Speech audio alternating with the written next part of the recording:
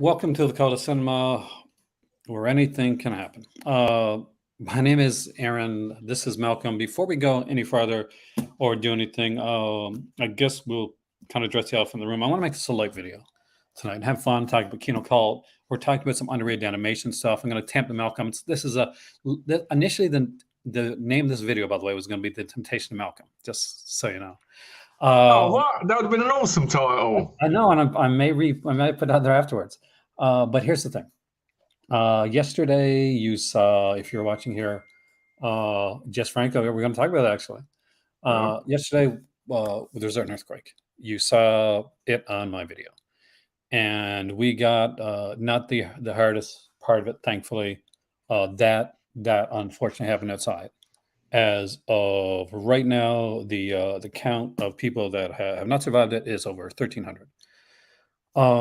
One thing that I'm going to do right now is I am not going to put up my link in the bottom description down below like I normally do. What I'm going to say, and I'll put it up here from my Facebook. I don't know if there's an actual link yet. But there is a earthquake relief fund that's going through this Optimist Club in Marrakesh. And if anybody wants to or feels the need or able to help out with that, fantastic. Bypass, anything to me or anything like that right now, and think about that instead. I was very, very lucky yesterday, as was my better half. So I'm very thankful. I'm very grateful that I'm able to make this video tonight. So let's just enjoy the heck out of this and have a lot of fun with some cool stuff as we tempt Malcolm to spend more of his money and upset Donna just a little bit. Yeah, just a little bit more. Now, hey, George. Hi, Iceman. And hi, Matty and M. Ready. Hey, we got George and Ready. We got Ice. We got Matty here. We got Jason. Well, let's talk about the center of the room. Mr. Bean. Let's talk about the center of the room. Awesome. Here it is right here. Center, The Secret Diary of an Nymphomaniac is coming out from Kino Cult. And let's look at the cover here for a second. It's a gorgeous cover. And just so everybody knows, later on today, one of the things that I'm doing for this video right here is I am going to be going through all my Kino releases, my Mondo releases. And you want to know why? Because 2 of the releases that we've seen so far that have come out have been announced from Kino Cult. Yeah, and they've been Mondo titles. And just to give you an example, I'll show you right here. Very nice bum, I tell you, Jason. Very nice bum. It would only be better if they twisted the body around like this a little bit more and pulled it up. You know what I'm saying? I like that cover. This is the cover from Mondo Macabro. And the features on here, there's not very many features. What is on here is there's a new transfer. There's an introduction by Stephen Thrower, which hopefully will be transferred over, as well as an interview with Gerard Cacone. I'll totally mispronounce the name, by the way. And that's pretty much it, subtitles, that type of thing. Didn't have a lot of features on it. So we'll see what that release has. There's a whole ton. Should we go through the Mondo Macabre releases first? And try and think about and look through them and say, okay, what are some titles that may come out, crossover with Kino? Well, I think it's I'm hoping they finally released that, re-released the 3-pack. You know, that had the 3 on. What was it? Countess, Princess, was it? Or Priestess? The 3-pack. Countess Perverse? Yeah, I think that's it. And there was 2 more in it, weren't there? There was, I thought, yeah. I mean, it was done twice. It was done as a double pack and a 3-pack. I almost had one of them once. Tell you what, we'll go through the DVD portion of Mondo Macabro. So I'll show you what DVDs got from Mondo here, and because I don't know what they've still got the rights to, what they don't have the rights to, and if that's. I'm guessing we're only going to get Jess Franco ones for now. I can't imagine them doing any other Mondos at the minute. It'd be different. I mean, like there's some stuff that is definitely kind of a possible. I would love to see some Barry Prima. I would love that for under the cult titles. But just to give you an idea, because I don't have Lorna the Exorcist, which I know is one of them. But I'm just going to quickly go over these Mondo titles. And what I love the cover. I love the cover of Lorna the Exorcist, I tell you. Is I'm going to ask you, Malcolm, to give me, like, and anybody in the chat, I know Jean Roland. I got one Jean Roland, but it's a Jezebel title. And that's a Kino title already, though, which is Jezebel. But here we go. So I'm going to show you titles. I want you to tell me if, one, you think there's a possibility to go to Kino, and two, if you want it to. All right. Which are two different questions altogether. Sure. So obviously, yeah, obviously. You know what? They haven't announced it yet, but I'm hoping that's on there. It's a great little title too. This is a good movie. I've never seen it.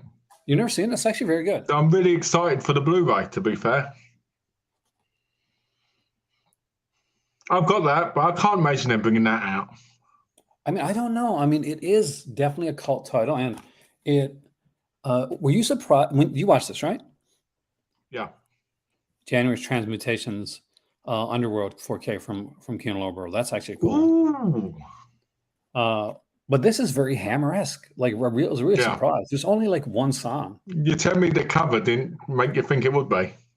No, like, are you serious? Like, Dracula in Pakistan? I expected a lot of music and a lot of silliness. A lot of dancing But it didn't have that. It was like, it went in a much darker direction than I thought it was going to. Yeah. All right, then what about this next one here? Mondo have out on Blu-ray, didn't they? Exactly. So I can't imagine it coming out through Kino. I'm not going to lie, that was kind of a trick question. I'm a bastard. Try to trick me. Try to make me look like a fool. Well, I'd love to say for your heart only on Blu-ray, considering the other ones are already going to be released on Blu-ray. Challenge of the Tiger, we know that one already. So,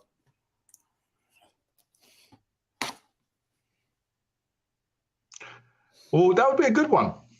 It would be, but I really think this is something Mondo probably ended up putting it themselves, actually. Yeah. The certain ones that I see as Mondo titles, certain ones I see as Kino Cult titles, you know what I mean? Yeah, I know what you mean. Yeah, that would be I reckon that would be a Mondo Blu-ray. I agree. And it's a great movie, by the way. It's a lot of fun. You can see Kino releasing them all. That'd be amazing. It'd be nice if they did in a box set. I mean, we already know who's releasing The Devil's Soul, don't we? Yeah. So. Television.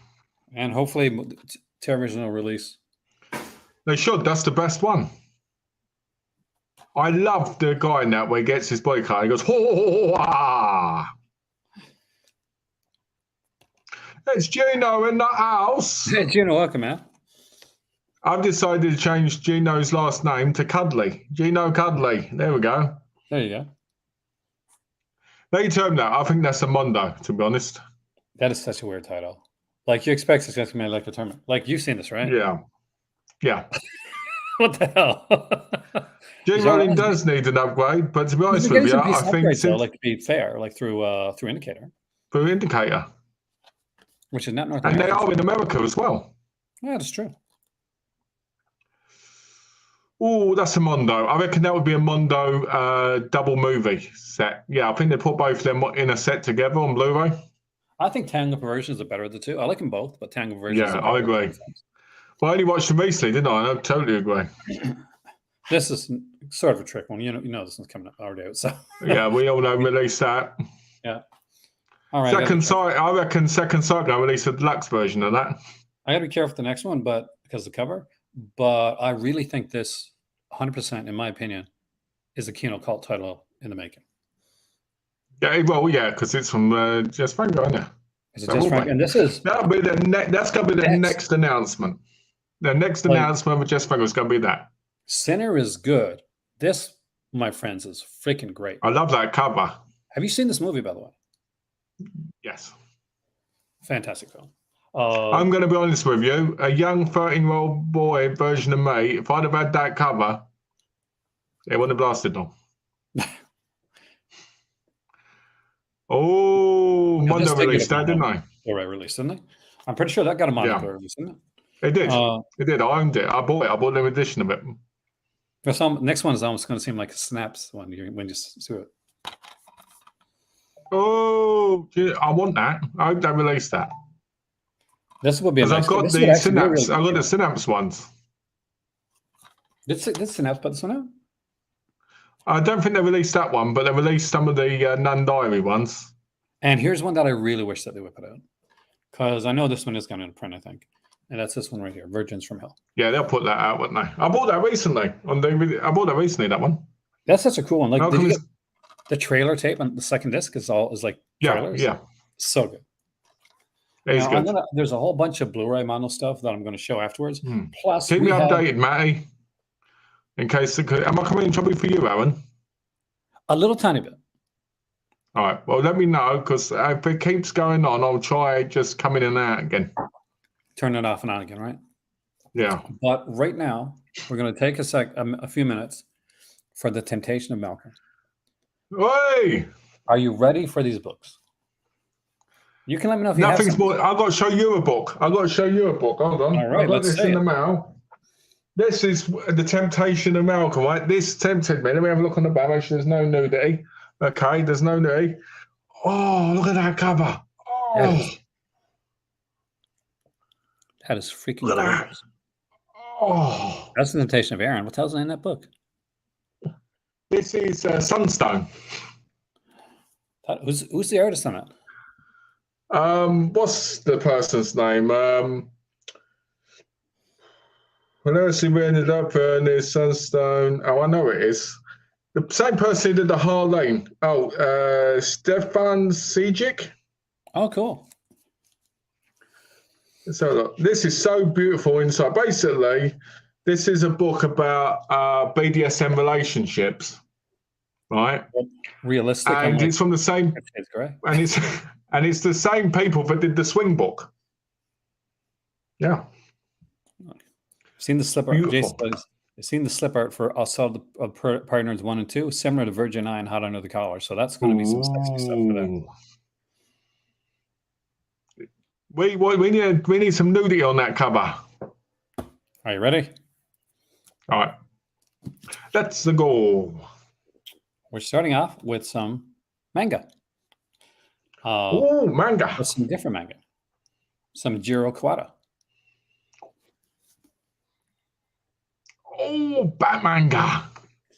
There are 3 volumes in total, Malcolm. I have 2 of the 3. And this is where would become the infamous and famous character of Dr. Death. Oh, look at that. I like that. That They doesn't look die. big. It's really, really cool, actually. So it's Japanese Batman, right? It is. So it's Japanese Batman. It's very much kind of in a different style. You can see some of the artwork on the back here. Why haven't you got the other one? Basically, because I haven't found it at a good price. These I actually found at as you can see from one of these stickers right here, I found it at the Dollarama for $4. Whoa, that was lucky. So some of these have come back in print. Some haven't. They're released by DC. And you want to see a manga quickly I got today? I do. All right, I'll show you quickly because it's only 2.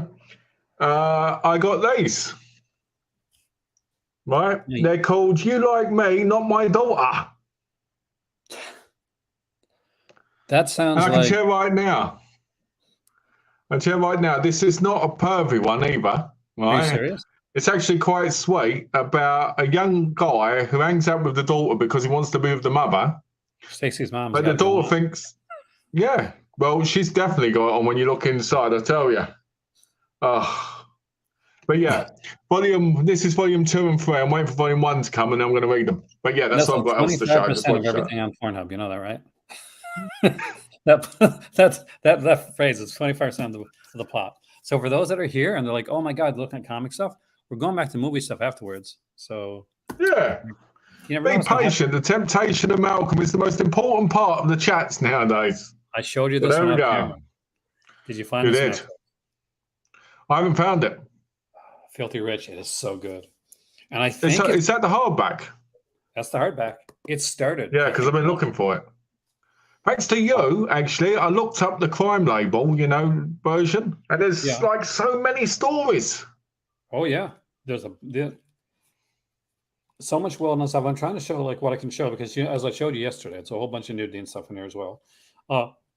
So you got to be careful when it comes to that stuff. I'm going to say this, Mike. That's the hottest thing in the world: sexy nuns. Japanese nuns in those movies. Oh, if I could get with one. Oh no, I never went to a Catholic school, but I wish I had. I did. I did. Oh, look at that artwork. Very like. I want that book. It's a really great book. So far, you're 2 for 2 on the thing on what you're suggesting to me. Speaking of sexy books, I think these would definitely fit, and I think I probably have these more than likely. But I've got to talk about this. Right? When I was in America, I read these digitally, right? Not all of them, but basically the first 50 issues. And I've got to tell everybody right now, Grimm Fairy Tales and Grimm Tales of Terror and Robin Hood are some of the best comics I've read in the universes. I love them. I really love them. I want to own them all on paper. I want to own them all in the hardbacks. I love when they're doing more standalone stories, which is I hate the continuous ones. Yeah, because I did like the good and bad versus each other. When it twisted the stuff, but I don't like this whole you've got to go against this wizard and So those are possible. So I like the payoffs, and I also like that they did part 1 and part 2 like different times in the books. I almost bought that today. That's a really good one. Have you read Matt Wagner's Trinity? No, I haven't read it, but because it's a standalone, isn't it? It is. Like that's what's great about it. Nothing else. It's got some fantastic artwork in here. Very kind of uniquely different. Wonder Woman looks like she's got issues. Well, in this one, she definitely does. Alan says, Aaron Pin, you're safe. So far, so good, Alan, man. Inshallah. Let's dive this over here and let's look into when Marvel put out a bunch of these books. Is this Mike Malcolm on the horn tonight? You obviously don't know me. I'm always on the horn. I like that one. So this is a Marvel Visionary. So these books look at different creators as opposed to like just different characters. So Roy Thomas, probably most famous for Conan and stuff like that. Yeah. But what they decided to put in here is some of Roy Thomas's early work. So you get stuff like his modeling with Millie's story. I kid you not. But you go from there. So these are all his stories, right? All stories by him. You get, an Avengers story from him. Oh, I like that. That's beautiful artwork there with the lighters and that. And it is like oversized too, which actually makes it kind of neat. And we get some incredible stuff. Look at this one here, Namor. This is a great cover too. Ooh, I like that. I don't know what it is, but I do like that classic artwork. It's just some fantastic stuff. And one of the neat little things that they put in here that I just found really intriguing when I got it was there was an actual kind of a story. Doctor Strange, like actual story. Now, I only... Alan says, what's this? Alan says, May December, are you Mr. Lonely? Well, I'm tonight. My wife's in bed, so I'm feeling very lonely. But because I'm feeling very lonely, I'm in a chat with a whole load of guys asking me if I'm lonely. So I'm wondering about you, Alan.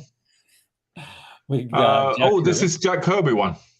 Yep, so we got some good... I like the artwork on the covers. Oh, it is some fantastic stuff. What we get here, we get some classic stuff. We're getting some Captain America. Classic. Can't go wrong with that. Again, because we got some like Fing Fang Foom, but I had to point out that we get the Two-Gun Kid. Fing Fang Foom. I like that. And of course, a romance. That's good, yeah. There's a whole bunch of things, everything here from like, of course, his Fantastic Four to his Thor. And the third one that I got is John Romita Sr., actually. Is there more than 3? Oh, there's a ton of these. Like, this is Jack Kirby one, too, by the way. So these all single stories that are in them? Oh, yeah. Like, so all like stories basically, so you can see the stuff. So they're all complete, right? They're all complete stories in there. Did like, but a lot of some of these are, they're not like continue. They're usually pick stories that kind of stand on their own. Yeah, that's what I mean. Like the single stories that finish in the book. Yeah. Yeah. And we'll get to one that kind of doesn't do that. But what I love is when you get to the early stuff, like the iRobot, and stuff along that lines. Because that's what really intrigues me when it comes to stuff like this. I want to see not the regular stuff they do. I don't need to see Captain America again. I got that. I don't need to see Fantastic Four. That's really neat. I want to see the early stuff that they did. I want to see the the stranger stuff.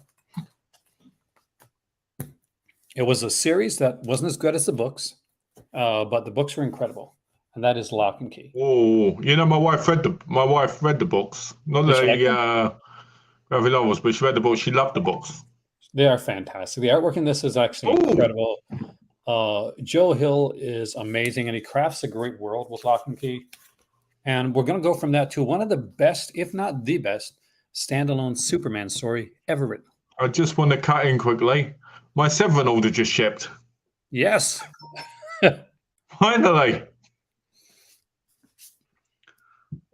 Oh yeah, I've seen that cover before. Is it a good one?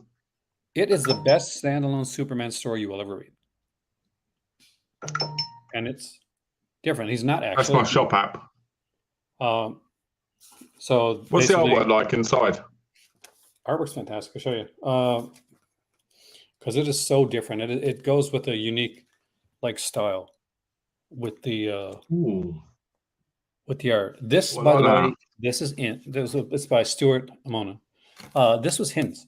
She had this before we met, and she said, I hadn't read it at the time. It had passed me by, which is strange because I usually read anything Kirby. So when she pulled it out, you went, "Hey, brother, let me show you my secret identity." That was kind of one of the things. And you jumped out. That was one of the things that made me realize that she was the one. I'm not even kidding. She said, "You've got to read this. This is one of the best Superman stories ever," and she wasn't wrong. Alan says, "Do you have any Dell Comics, TV, and/or movie comics?" I do actually. I have a few. I don't have them here at the farm, but and of course, I'm one of the luckies that got the Vincent Price box set that came up from Arrow that has the reprints on. So Phonogram is probably one of my favorite indie comics in the last little while. It was put up by Kieran Gillen. Was this one by Kieran Gillen? No, this one's by Gillen McKelvey. There we go. But I thought the first one's Kieran Gillen, right? Yeah. So anyway, if you've never read these are really, really good.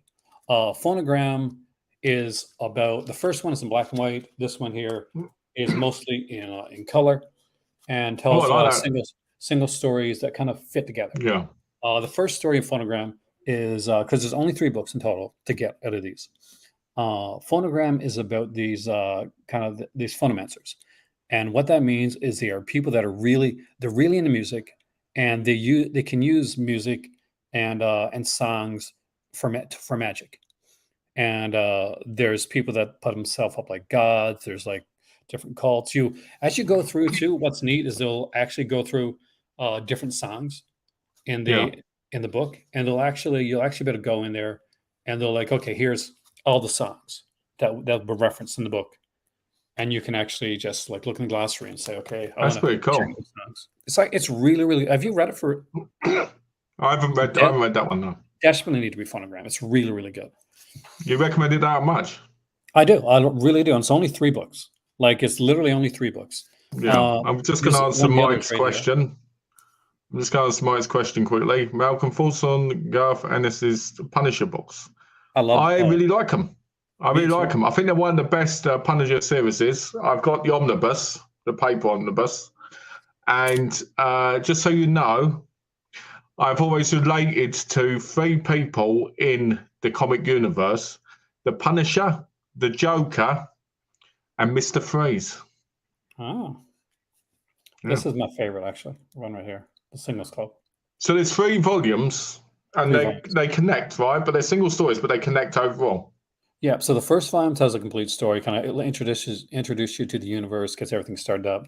You follow this guy that's he's a bit of a dick. You need to delete a comment. You need to block and delete a comment. Oh, there we go. That is, yeah. That's scumbag. Oh yeah, No, that's that evil. It's disrespectful to everybody. that is people that are just pathetic, man. So Phonogram, the singles was a really, really good book. This one is by Kieran Gillen. This is the one I thought I picked up first. And there's 3 altogether. The first one tells a complete story. It's the biggest one of the 3. And the other ones, they kind of go on to the world a little bit more. He said he wants to go back to the world and do more with that type of stuff. Yeah. But unfortunately, he hasn't been able to do that yet. But I would love to see it. Fables. These are my Fable. I've got the compendium of that. I've got the first compendium. Fantastic stuff. I think it's got the first 40 comics in, I think, the compendium. It's great. So I love, because you get into, first right after, the, who killed Rose Red, the storyline and all that, which is... they did a video game, didn't they, as well? The Wolf Among Us. Have you played that? Thing. Yeah, I loved it. I haven't played it through. My favorite character, Mr. Toad. I had it, but I have never played it through. They've got a second one coming out, haven't they? They do, and it's just same person come back under another name. Because I live rent free in their head for life. Preacher, Preacher's fantastic. Aaron talked to me about Preacher. I haven't read it yet, but I did buy all the volumes, so I'm getting to it soon. Mike, when I do read some of it, I'll let you know in the chat. And what's neat is when you get all the volumes of Preacher, it actually has a miniseries and stuff that go there. Yeah. I was lucky enough. I was lucky enough to get all 6 volumes for about 30 quid. That's a good price, man. Remember Vamps? So this I do remember Vamps. One of the second generation for DC Vertigo. I actually really like this. This was coming around the time when Vertigo wasn't doing as well. Now this includes all the Vamps. So this guy's Vamps issues 1 to 6, which was the initial miniseries, Vamps Hollywood and Vane, and Vamps Pumpkin Time. So all 3 miniseries are in here together. So this is everything Vamps. So if you buy the complete collection, it really is a complete collection. That's all of them right there. I'd be surprised if you didn't, Matty. It's supposed to be one of the greatest comics of all time. Which one? The Preacher. Yeah. I love the character. The one with the face. I'm not going to say it because it might be a thing, but it starts with an A and ends with an S. Yeah. It's a very cool character, actually. You guys know I love Jeff Lemire. So this had to make it on here. And I think it's the best Earth one out of all the ones they did. So this is the Teen Titans Earth one. It's 2 volumes. I really wish... do you know what? There's so many of those Earth ones because I saw the Wonder Woman ones. Yeah. And Superman and Batman and... I can understand that. I can understand that, Craig. Yeah, a lot of people, actually, the boys are totally not their thing. And if somebody told me that, okay, yeah, I'm not really into this, I would completely get it, actually. I'll be honest with you. I think it's harder for some people. I'm not saying this for you, Craig, but I'm saying in general. I think it's harder because some people, they'll watch something. Like I have a friend, they watched The Boys, the Amazon TV version. And they said they couldn't read the comic books after that because they just couldn't get into it. And I'm like, I think it depends on style, depends on the storytelling, depends on this. So, I think it's very easy when it comes to different reasons. I mean, there's lots of artists I don't like, and the storytelling of some people can be really dull. So I agree with you. But not Preacher because I read it, obviously. Wonder Woman, the true... Oh, look at that. Oh. It's Jill Thompson, who does some absolutely fantastic stuff.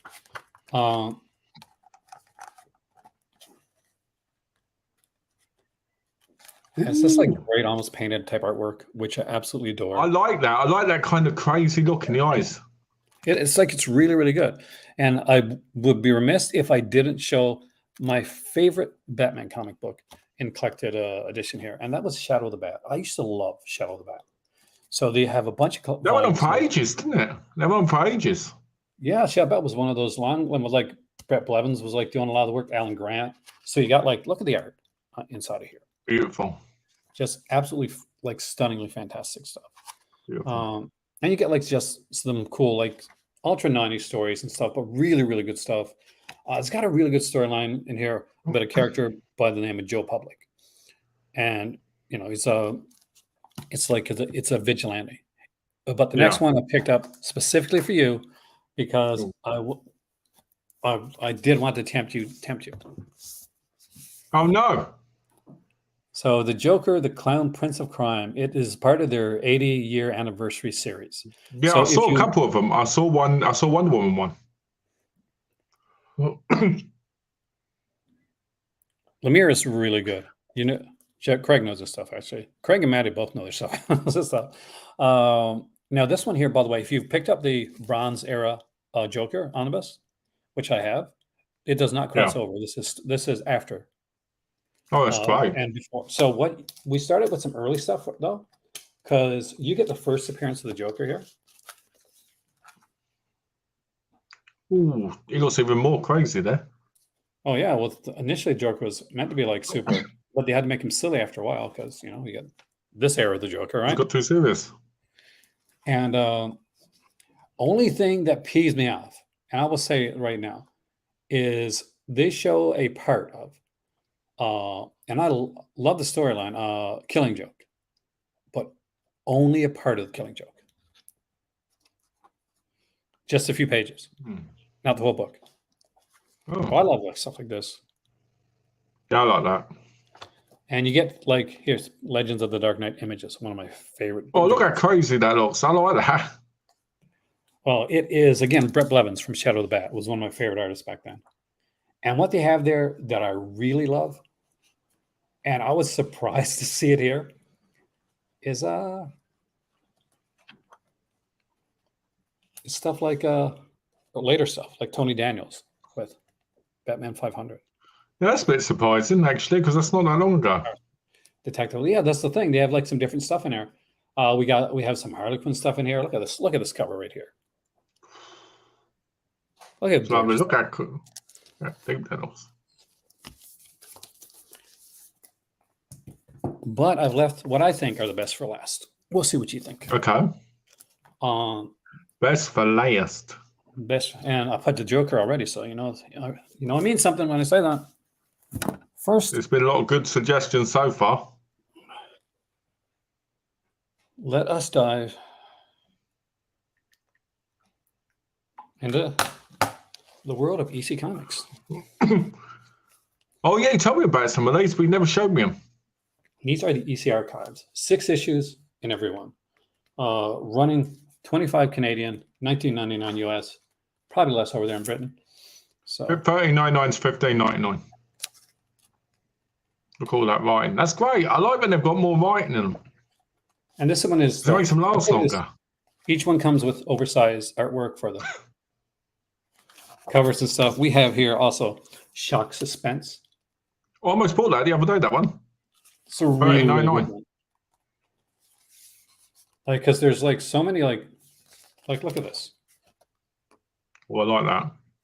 Shock Suspense was one of those that really kind of like told a story, told an issue, like issues that. And we got the first one about was Haunted Fear. Which has some really, really good stuff. I love this cover here, by the way. That's nice, that one. And these are some very good, very quote unquote, very graphic, but these are ones that I will be collecting all of. Like, no, without a doubt. I need to be honest here, guys. So far, it looks like I spent about 200 quid. And did you know that? Are you a fan of Simon Kirby, Joe Simon and Jack Kirby? Oh, yeah. Yeah. Because Titan Comics put out these. Well, I didn't even know that was released. Oh yeah, it is all there. This is their crime stories here, and they got like their kind of true crime stories. Is that the whole lot of them? Yeah. Let's have a look. Is that on? Let's have a look. I'm gonna have to definitely buy that. Oh, we're not finished because there was more than one of these that came out. Oh no! Did you wonder like about Simon and Kirby's superheroes? because Stuntman, Captain 3D, Private Strong, The Fly, yeah, all of them are here. Have a look.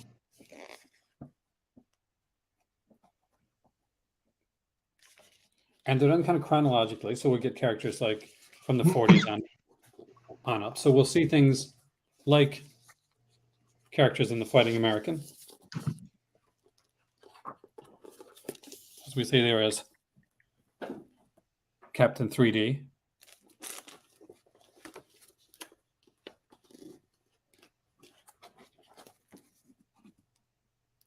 Very nice. Incredible stuff. And there's actually a horror one they put out as well, which I don't have. What I did. Oh, what I didn't show you. That's not bad. I just found it online on eBay. I just found it for £30. That's really good. So I bought these. My local comic shop was selling them in consignment for somebody else, and I got them for a really, really good price. Okay, I might pick that up later. The other one that I didn't show, and it's a soft cover. But I didn't bring down. Was Wally Wood, and it was Wally Wood stories. Wally Wood's best 1, 2, and 3 page stories. For those who know, Wally Wood was an artist that is probably most famous for EC Comics and for Mars Attacks. He did the cards for Mars Attacks. He was also one of the most tortured artists that you're ever going to read about. With Wally Wood, one of his final things that he said about comics is that he wished he'd never drawn them. He'd rather not have hands than become big in the comic industry. Oh wow! It was a torturous time for Wally Woods. He literally was the definition of the tortured artist, and he truly felt it. So I have what I want to do for the next section of this right here, before we go back into Mondo, is since we did the comic, let's stick in a kind of a comic vein, and let's dive into some underrated animations. So I know there's some people that like animations. Alan, you're going to like this because we got some here. I have some like DVD stuff that is on DVD. Actually, I think all of these are DVD releases. So that's pretty good. I stick away from because I find that a lot of the animation that I collect is on DVD. So, do you have a few, or do you have like? I just have anime. All right, so I'll start, and we'll go back and forth. Sure. First off, I wanted to put a big shout out to the Popeye series from Warner Brothers. Popeye the Sailor Man. Bless me. There is like a Blu-ray releases, but not of these, of like the ones that came after this. Yeah. I do like those covers. I like the artwork on them. They really stand out. It's utterly like some fantastic stuff. We go from 1933 all the way up to 1943. So we get like 10 years. There's a whole ton of features on the back of these. I got to go sneeze. I'll be right back. So you show the first anime. Okay. I'll show the first anime. In case people wonder why we've got the animations, it's the ones like I haven't got. It's because I have debated boobs, but I kind of felt like that was too obvious, really. And I thought, I might have that stuff. And then I had 10 minutes to pick, so I just thought, I'll pick some anime. So the first one I'm going to show is called Why the Hell Are You Here, Teacher? All right. This is an Ichi anime, which means it's got a lot of nudity in it.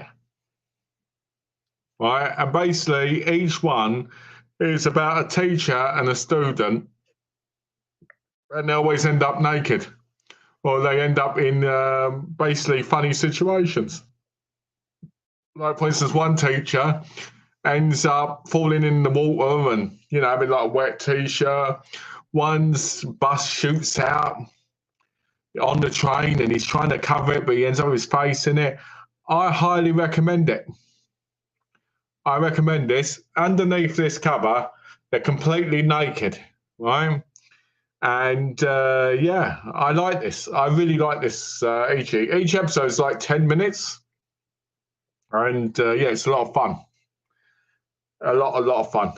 The wife loves it and all. She thinks it's hilarious. So here's a pepper, she's a pepper, Dr. Pepper. How about this? Dr. Pepper, So misunderstood. Nice. Oh, you have this?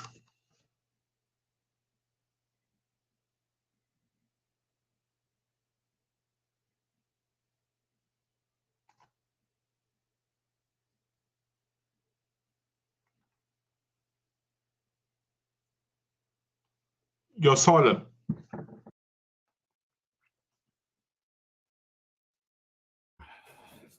Was that a fake account? That's a fake account. Ah. Of course it is. Here's what I have to say about stuff like that. Here's the thing. Apparently, for that wherever that person is, we know it is. I'm stuck inside their head.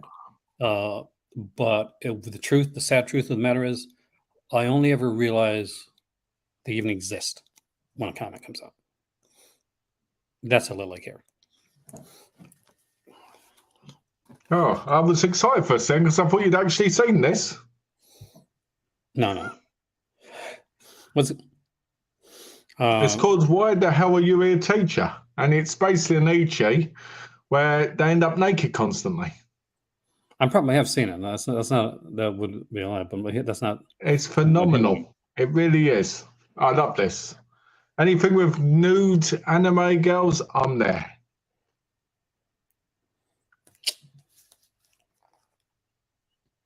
Oh! I'm a massive fan of the stuff. Shout Factory put a Captain N, the Game Master. I didn't know that was even released. Yeah, it actually came a while back. This was, when was it, like, and it's somewhat time in the 2000s, I think. So this is a complete series, 26 episodes. Just absolutely adore this stuff. Just really, really cool stuff. Just got another comment from somebody from my family. Just checking in type of stuff. Some people didn't realize, like, until they saw it on the news, right? That's crazy. You marked yourself as safe as well. I had to. Though I felt like I got a lot of, by the way, I want to thank everybody for like all the amazingly like sweet like comments that I got. I find it very awkward sometimes to talk about like this stuff. Yeah. But when people like, I'm not great when it comes to like, how are you, like, type of thing, getting back sometimes. Yeah, I get that. So if I didn't respond yet, like, I would just thank you so much. It just shows there's some fantastic, decent people in the world, and I appreciate it. Oh, your turn, by the way. My turn. Okay, so let's go off of the all into the DVDs released by Shavage and now print. Yeah, don't surprise me, Alan. So My Love Story, right? This is a 27, I believe, episode anime, and this is one of the greatest animes of all time, right? This guy here, right, has feelings for her. And that guy over there is his best friend who doesn't have feelings for her, but he supports him, right? And she basically likes him too, even though he's kind of like this big hulking guy, right? And he's just the sweetest guy going. And he basically had a crush on his best friend's sister. But as he got older, he fell in love with her. Anyway, there's great scenes here. Like he says to his best friend, I don't know how to kiss a girl. You're going to have to show me. And he pulls like cling film, puts it over the guy's face. Like, oh! It's like extremely hilarious. I highly recommend this because it's got so much heart. It actually is me and my wife's favorite anime that we've watched together. Oh, wow. And I love this anime. I think the last 2 episodes are a bit weird, but I recommend it. I think it's a beautiful thing. And Sentai Filmworks, released in America. I've got the UK version because I've actually owned both of them. So, yeah, this is an anime. If you haven't seen it, you should watch. But be warned, it's an anime for people who want to get a bit emotional and don't care about fighting, even though there is a little bit of fighting in it. It's not that kind of thing. It's more of a goofy kind of romance, kind of, you know what I mean? So, yeah, the wife loves this. So, I recommend it. Shout out to Kubrick. Thank you so much for sending the email, by the way, dude. I sent it back. back one. Things, you know, fingers crossed, are seem to be really pretty good so far. We worked on today, like getting up the thing, the Facebook page for the people that were affected, and I showed that at the beginning of the video. So guys, don't. Hopefully there'll be a proper link for it soon. Oh, yeah, that's what I would like to say, because I'd be able to put something out there. Because it'd be easier for people then to go to it, wouldn't it, if they wanted to? Exactly, because like don't donate to me today or anything like that. If you want to do something like that, check out the earthquake relief fund that's going on around here. The Archies. Archies, that's classic. That is. I love this stuff. I got like a couple of these. This is the Archies, Archies Funhouse. It was like, remember the song, the Archies here, type thing. Yeah, so the good song, right? The band. Yeah, it's so cheesy. Yeah. It's so fun, and was really stoked when I was able to find that. And you're next, by the way. I got a bunch more. Oh, I'm next. So the next one is The Perfect Insider. Now, people might go, why is this sealed? Because I watched it in America on DVD, got rid of that and got this. Perfect Insider is a murder mystery. Ooh. About, and basically, I'll read it back to you, right? So for most people, finding a dead body on their vacation would mean the vacation is over. However, an associate professor of architecture and his student, Mo, a math prodigy, it's a different kind of challenge. Genius programmer Magata Shiki, one of Shahi's idols, is inexplicably murdered inside the sealed research lab she disappeared to after being found not guilty of her parents' murder. As Zoe and Mo take the first steps into a deadly new world, they must untangle the complex web of events and clues leading up to the murder. With danger creeping up around them, this may be the last mystery this pair of humans attempts to solve in The Perfect Insider. This is a brilliant, brilliant story. I love it. There's other ones in this. There's other releases like this, but I really enjoyed this. I recommend this anime. I watch that, actually. I would like to watch that. Yeah, you should watch it. It's good. Definitely. Droopy. Who doesn't love Droopy? This is so cool. Some nice features on here as well too. This is the theatrical release, and like cartoons from Droopy, and I love this stuff. I'm a big fan of like that, and it's got such a good deadpan humor. Yeah, and it's, I always loved the voice. Always loved the voice. That's such a cool just style to it. This one is free because basically it's in the same series. That's Heaven's Lost Property. Right? Heaven's Lost Property is a show about a guy called Tomoko who one day meets a alien girl who's this character here, right? She becomes his servant. She constantly offers him things and he keeps getting a bloody nose. And when he's being a real pervert trying to steal panties and stuff, I watched this one. Have you watched it, right? Yeah. And he gets small and stuff and all this. And then eventually you get other, aliens come down. And those other aliens are the other two in that picture. Right? And it's one of the greatest comedy ichis of all time, right? I just love it. I love this anime, I tell you. Me and the wife. Yeah, Amazon's probably. Me and the wife watched this, loved it, couldn't get enough of it. There's a movie release of this, but I haven't got. I didn't buy the movie because it's like 70 minutes and like 50 minutes of it is from the series. I don't have the Train to Busan. Do you have the Train to Busan movie trilogy? Train to Busan 1, incredible. Peninsula is not so good. It's fun, but it's not as good. And Seoul Station I really liked, even though it can be a bit jarring because obviously it's an animation. Highly recommend them. To be honest with you, if you're getting the second one in the bundle, it's worth it. I mean, there's a lot of fun in it because it's kind of like after everything's crashed, but Train to Busan itself had me in tears at the end. I literally was crying. I was stuck on that movie. And then I did get the 4K actually. Which was good. I mean, like, there's certain films because I felt like I was zombied out before it. Yeah. It's just so well done. It is like Train to Busan. I remember seeing One Cut the Dead when that came out as well, and they were so different from what I'd seen before.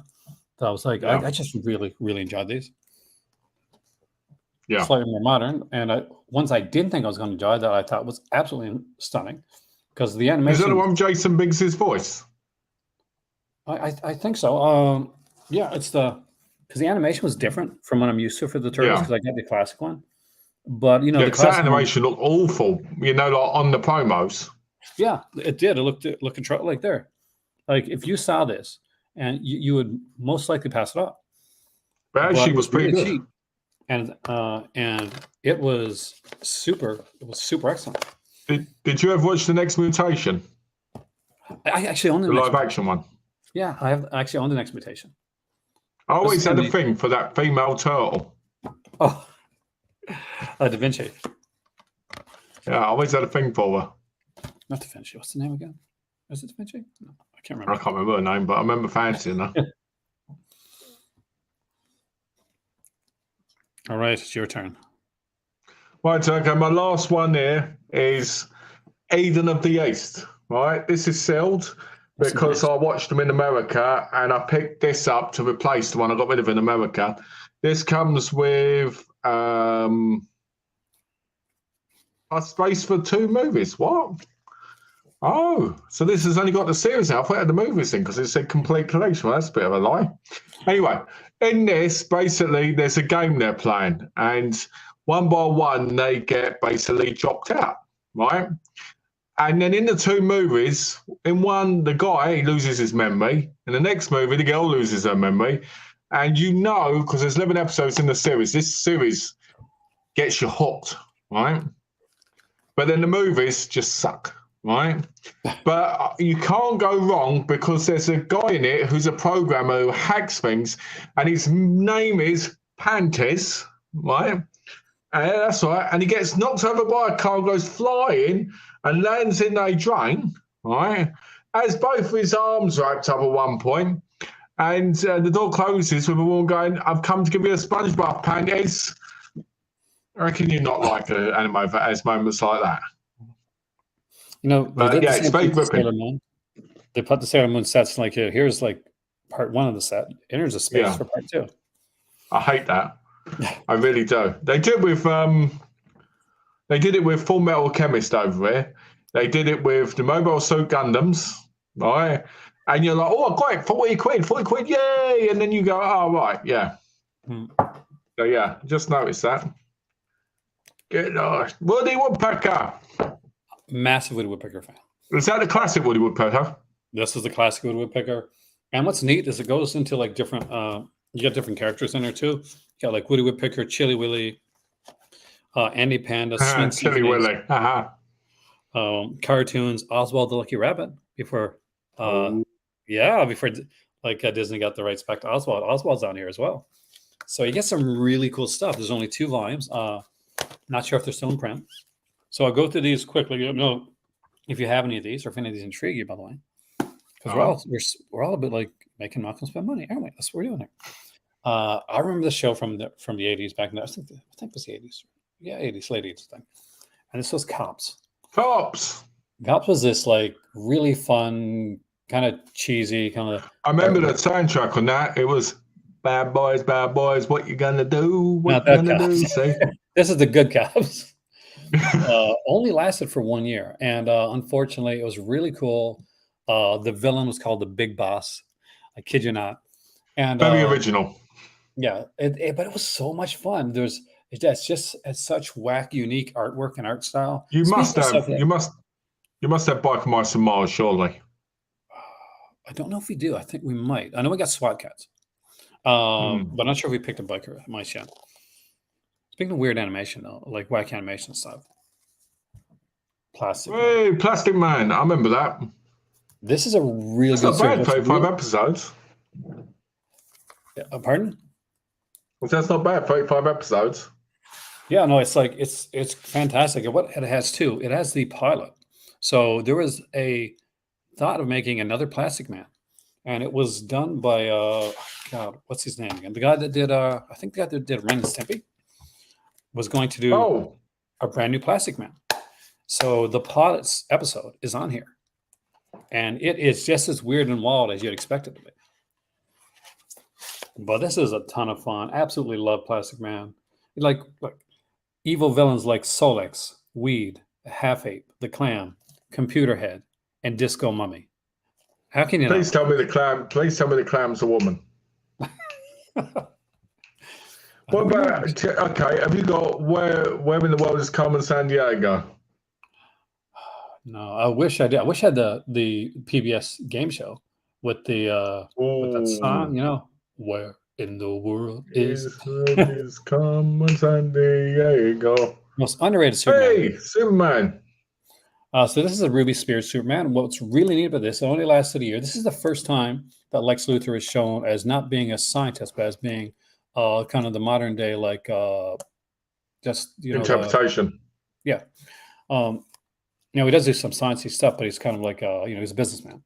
What's really neat is that every episode of Ruby Spears Superman would end with kind of like a scrapbook, a little mini episode, which would show like the youth of him, like him as a baby, him as a young boy, him as a teenager, all that type of stuff, him going to college, which really made it like super interesting. I like that.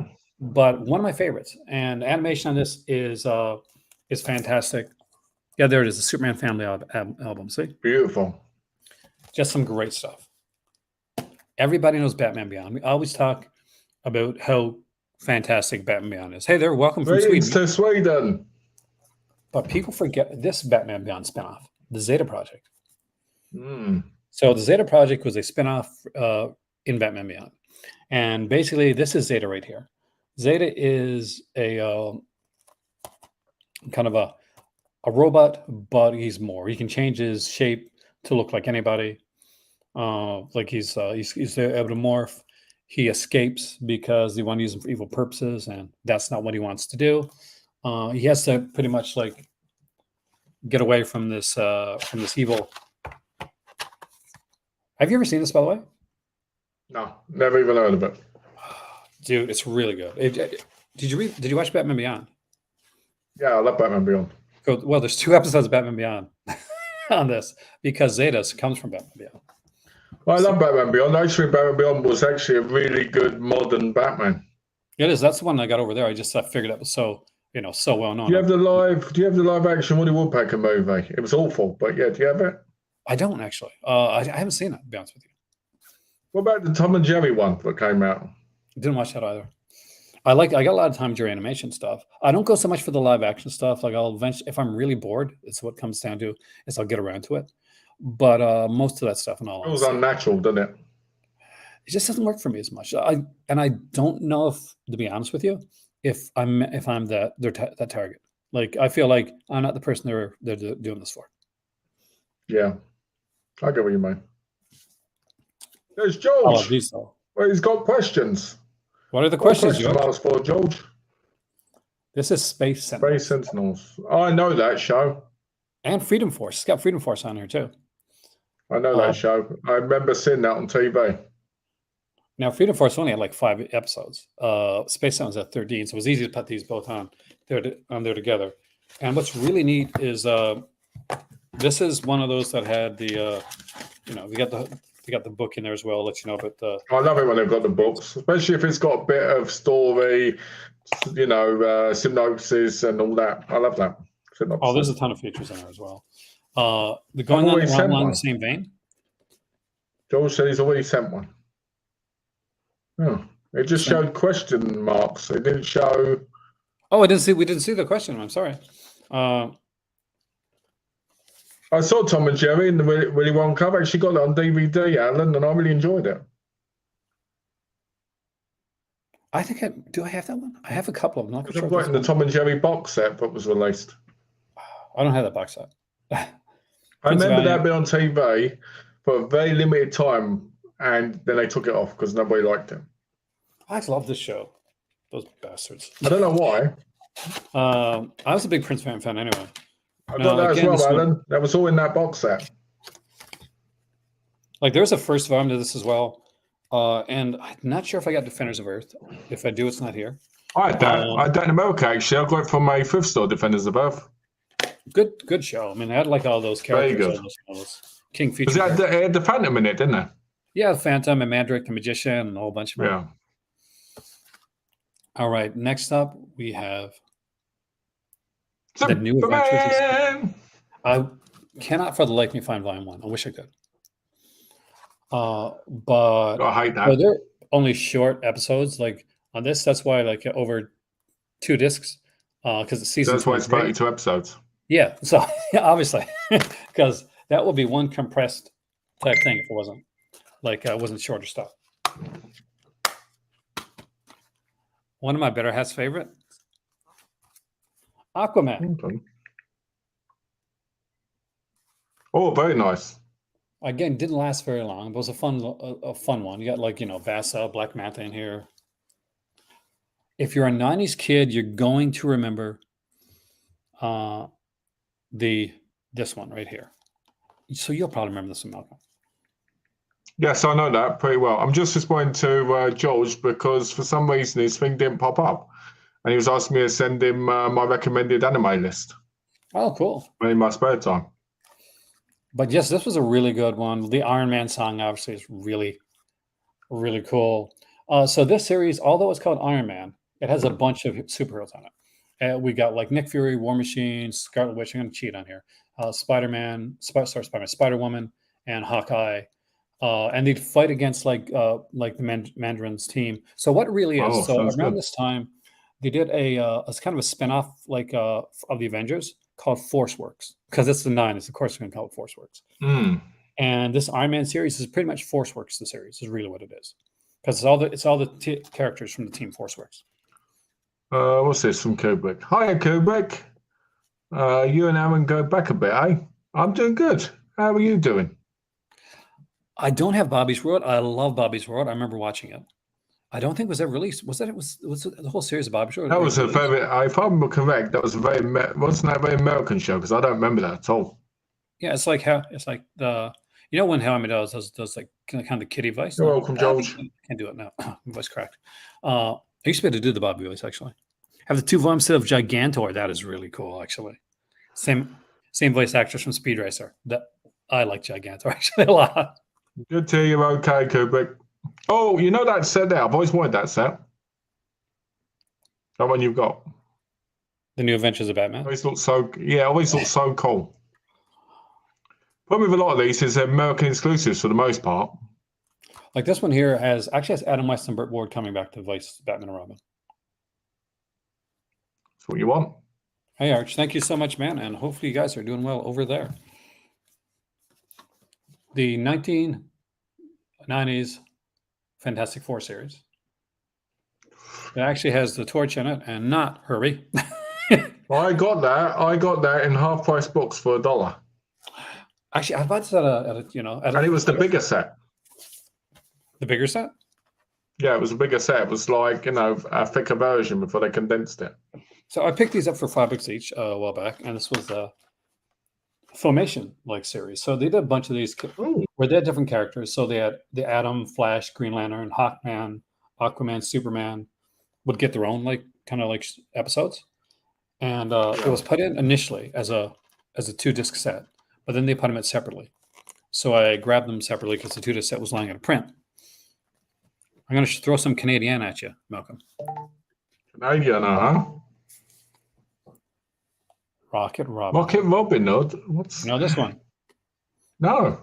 So the 1960s Spider-Man series, the second season, that was done by Ralph Bakshi. So Ralph Bakshi had worked on Rocket Robin Hood. They're short like things, basically New Sherwood Forest. It's the year 3000. He's fighting against like Prince John, like in space and stuff like that.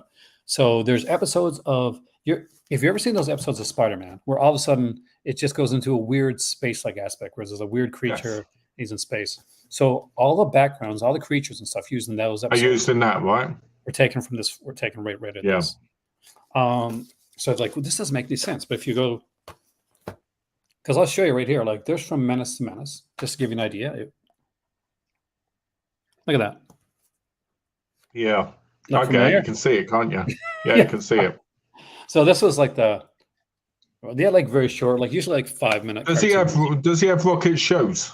Oh yeah, he's got the rocket pack and stuff like that. He's going around. This is so fun. It moves so fast. Really, really enjoyed this series when I was a kid. Would come on. They put on like the Laird's House of Frightenstein, which was another like Canadian series with Vincent Price in it, by the way. And then they put on Rock Robin. Usually this come on right before, and then they put on Spider-Man. Yeah, used to love these here. I do like the way they're presented. It's really good. I mean, like this was put out by E1 Entertainment. This is a second volume. It's a couple volumes. I only got this one, unfortunately. And I wanted to show this one because you guys know I'm a massive Conan fan, and there was a Conan like animated series. Have you got a live action one? No. The live action one has what's his name, Ralph somebody in it. This is the animated. Yeah, he looks really insane, that guy, and who's playing Conan. Yeah, it was a weird. It's like almost like it's a much more family friendly. This is not. This is still family friendly, but not as family friendly as like as a Conan series was. And this was put up by Shout Factory, by the way, guys. So a good decent release. Print now, right? I think, but it's not something that I found hard to find. There's 3 volumes altogether that I've seen them come out. There's season 1, and there's season 2, part 1 and part 2. Volume 1, volume 2, and I've been able to find all 3 of them, and all of them were for under $10. Oh, well, that's not bad. For under $5. Alan says all 7 seasons of Bobby's World are released individually as official factory burn demand DVD are available from oldest site. Now, I want to talk about this quickly. Yeah, I hate DVD-Rs and Blu-ray-Rs. I really do. When something's released, especially like a series or, like a series, I want them on actual press discs. I know that's not always the case, obviously, but I just get disappointed when I get, like when I bought the Man from U.N.C.L.E. movie set and they were on Burn on Demand, it was just really depressing because, I paid like $40. There's no damn too much out there. My Man from U.N.C.L.E. set is the one with the briefcase. Ooh. I got the Tom Life one. Wow. I promise to come back to Mondo Macabro. The Blu-rays. Want to go through the Blu-rays? Yep, let's see the Blu-rays. Let's go through the Blu-rays. I'm going to be very careful. Let's do it. Show them off. We're on Patreon now. No, we're not. We are. Show them off. A lizard in a woman's skin. Why is that in a green case? Is that the original release?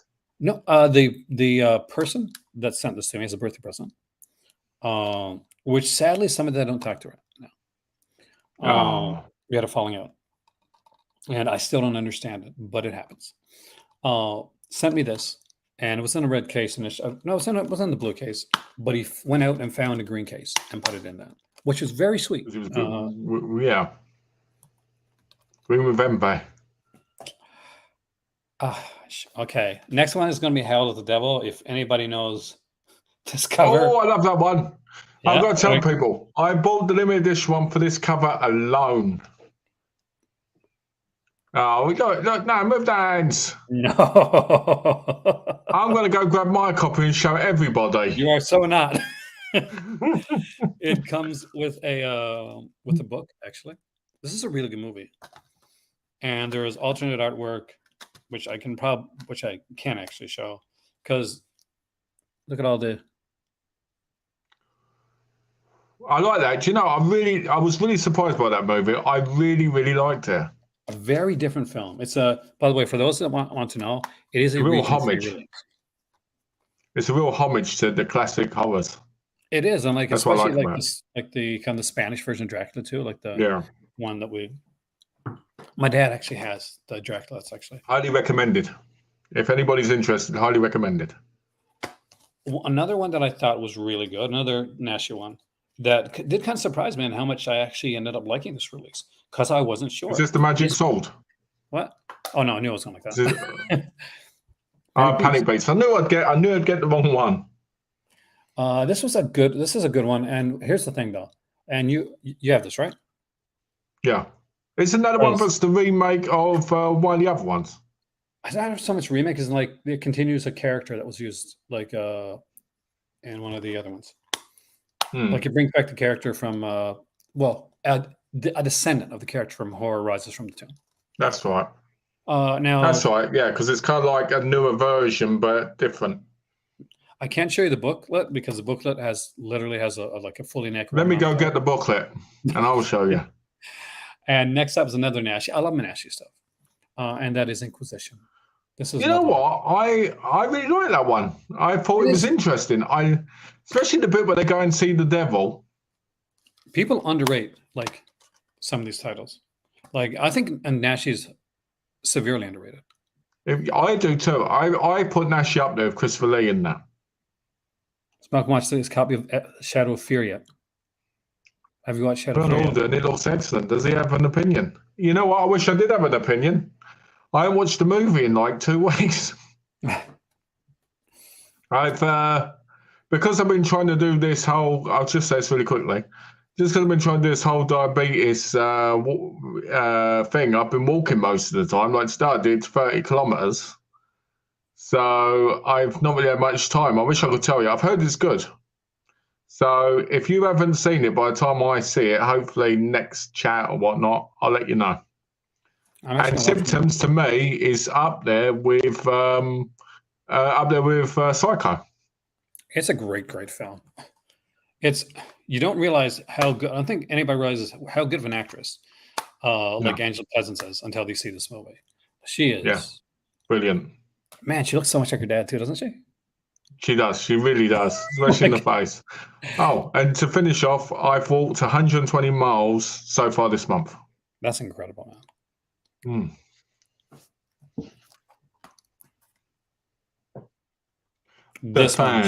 This shocked me.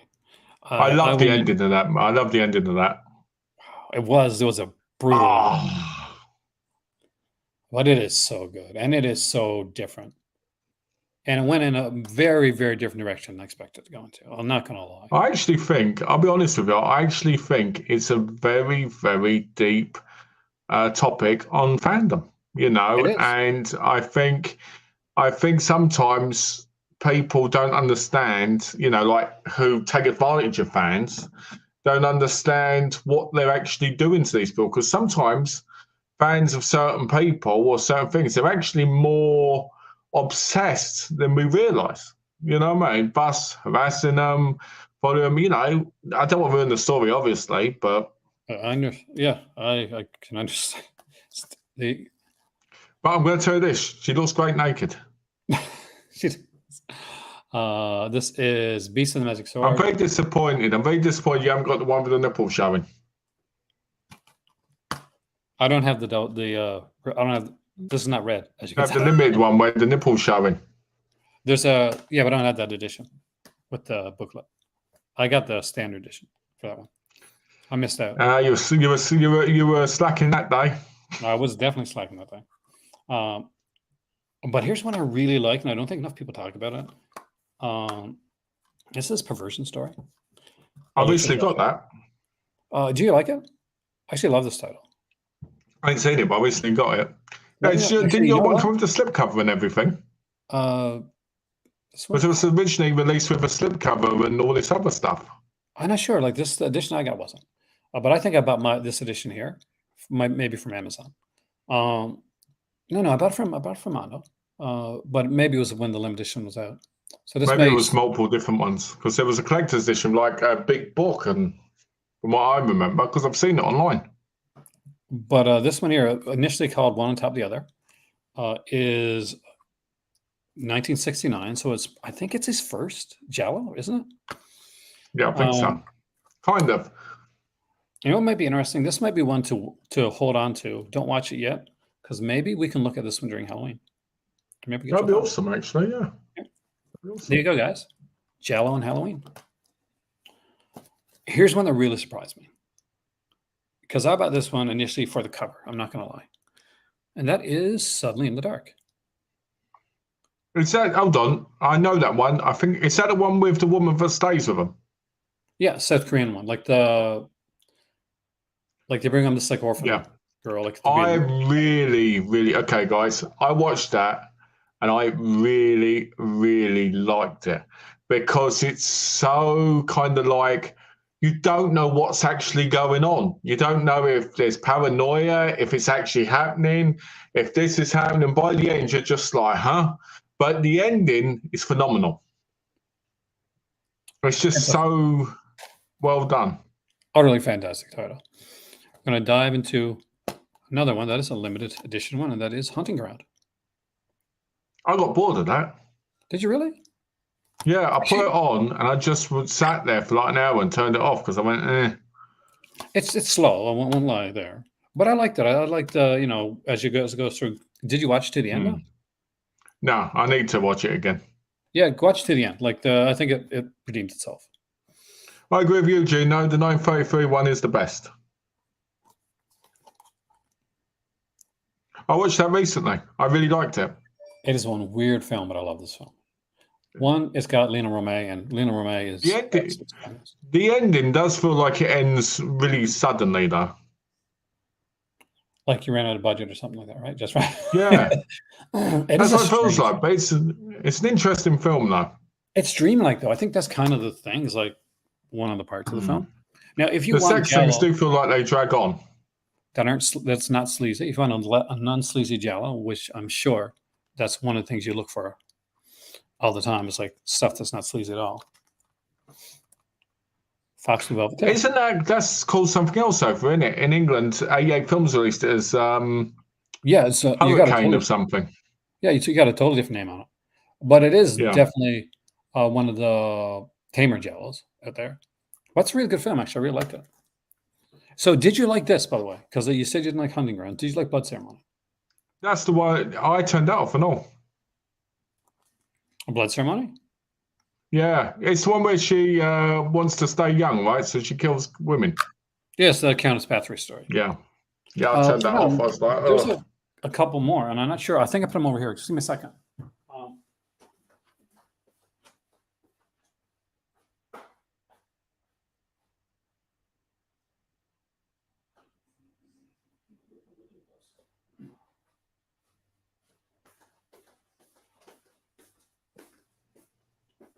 Because when I started this video, I took like 5 or 6 down, and I said, okay, I really want to show these off. And one of them, for the life of me, I was sure was right here. That's always the way with movie collections. You never know where everything is. You know, I'll admit the 33 King Kong is a landmark in special effects movies. That's a good point. It is, but I still think it's the best myself, to be honest. Nothing beats the first time we watched that movie, in my view. You do, Enready. What ones do you think you'd want to pick up? I'd be interested to hear. What to read.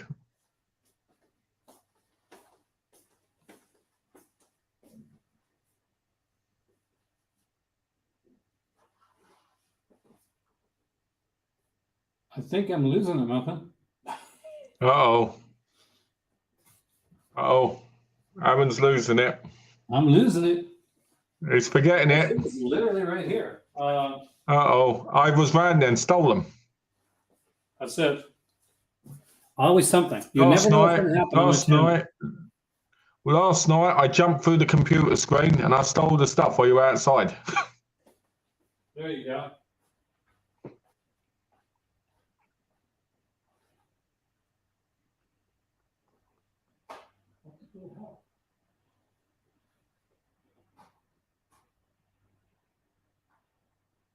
Okay, that was one. The rest we should be together. So came over here. I read your review, by the way, Gene. I thought it was really good. Came over here. On the Western.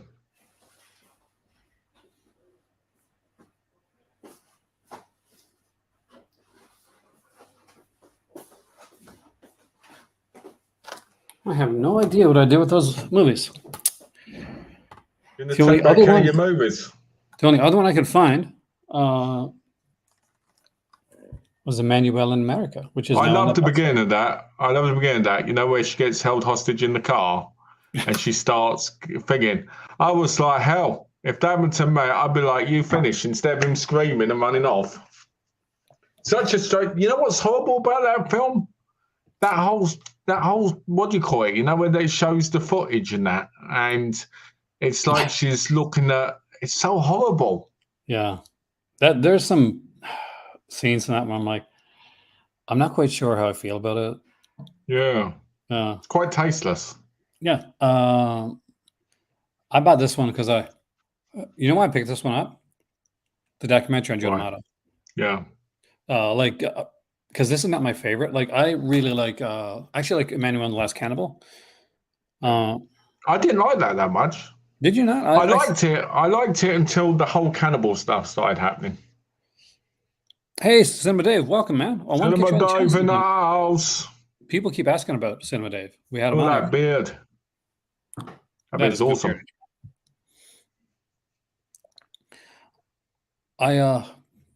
I'm thrown now. Like, I had those movies, and I'm like, one of them in particular I really want to show. Where's Love Bites of the Mummy? Why ain't you got that one? There's so many I don't have, man. There's so many I need to get. By the way, nobody buy Love Bites of the Mummy or whatever it's called. It's awful. Don't buy it. What is your favorite Mondo Macabre release?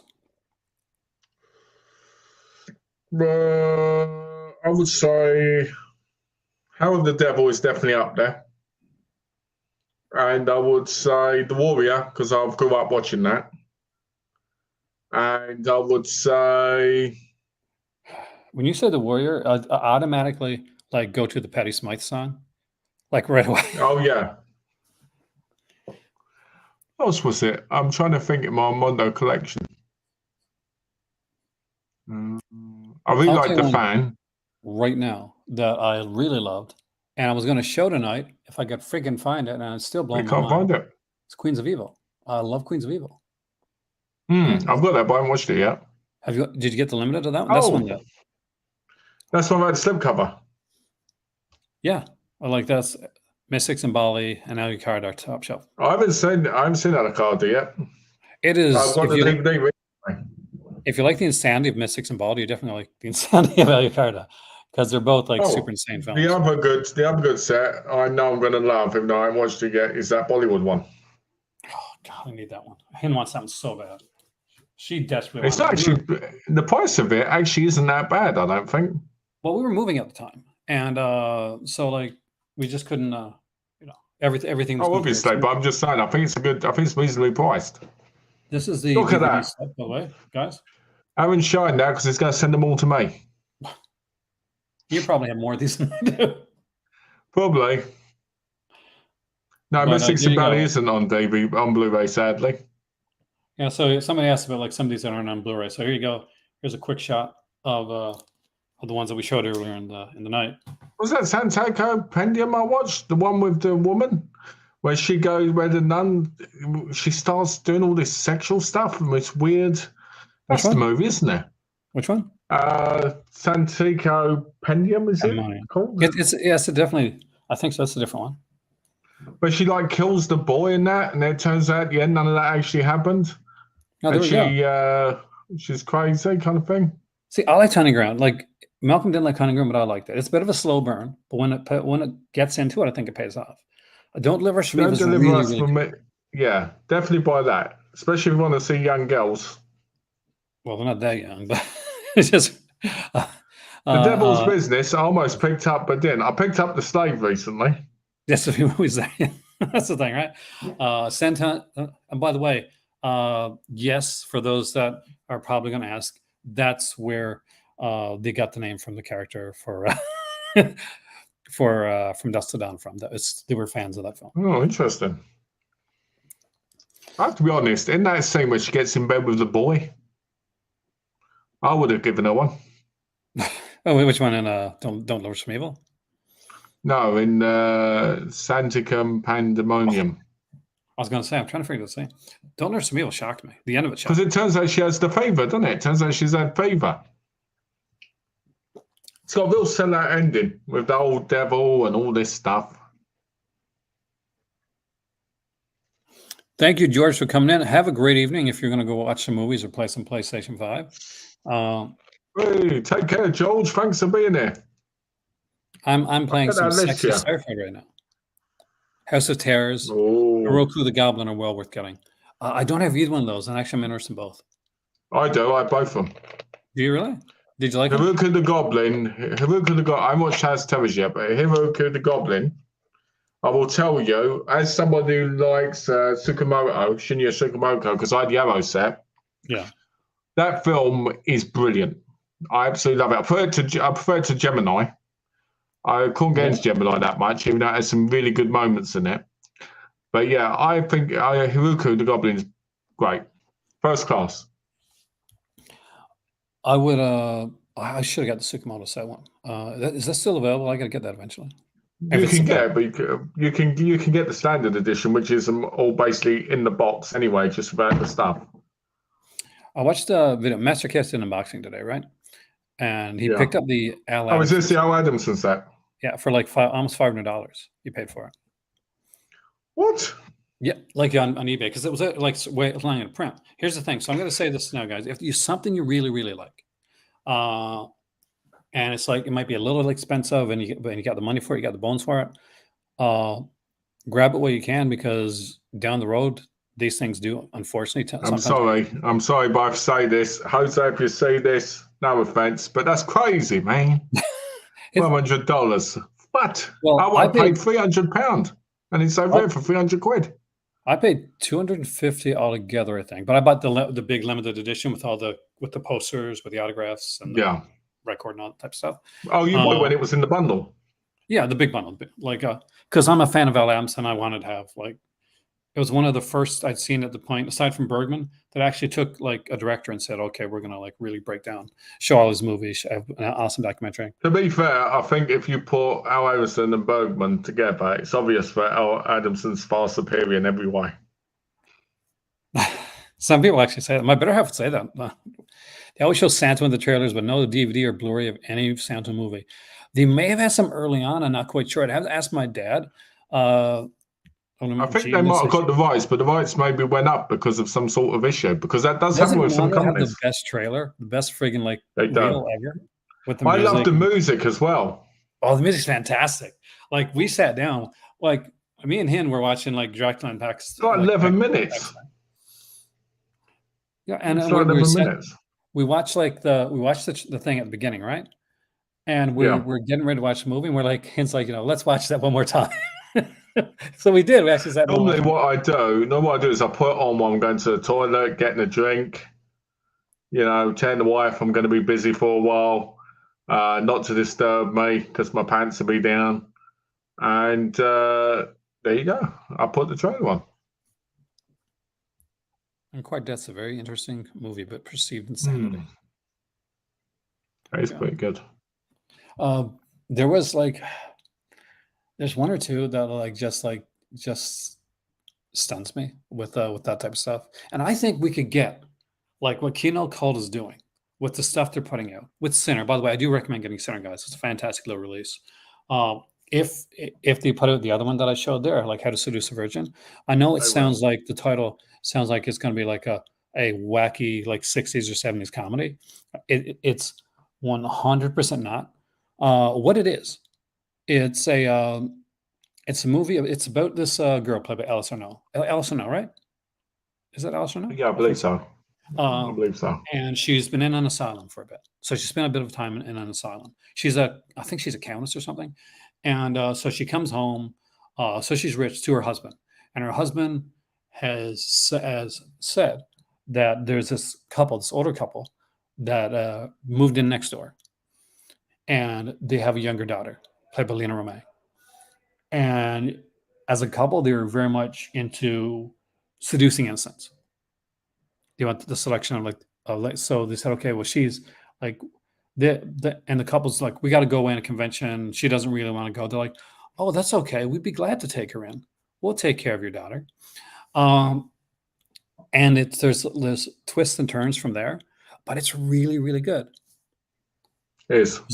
There's a book called Mondo Macabro. I can give you a little bit more behind that story behind that. See, when Pete Toombs was writing the book Mondo Macabro, he realized that the movies that he was looking for to write this book, they didn't exist on physical media.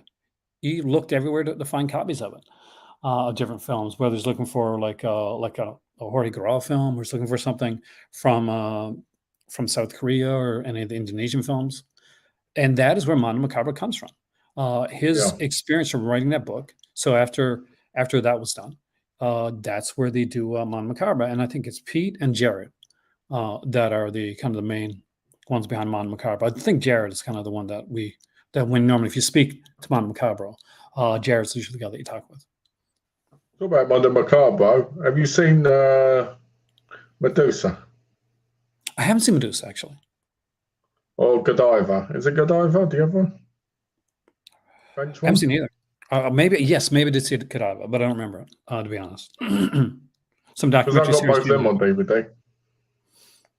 Your iPhone battery's going low. I'd love to have you back in here for another stream, Kubrick. Have a fantastic evening. Thank you so much for the email, for coming in. You have a great day. Take care, Kubrick. I'm still bothering me. Like, back in my head, like, I'm looking all around. Like, I'm looking around to see, like, did I put that? Did I put that over there? Give me a second. Start talking. I'm going to talk about random stuff. So what does anybody want to ask me any questions while we're here?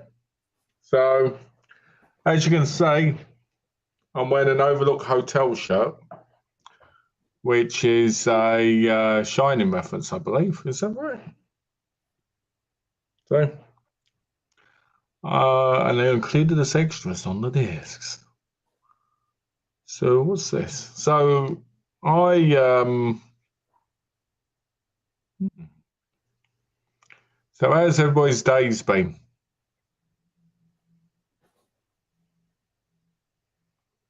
Everything's gonna be sold out on Mondo Macabro site.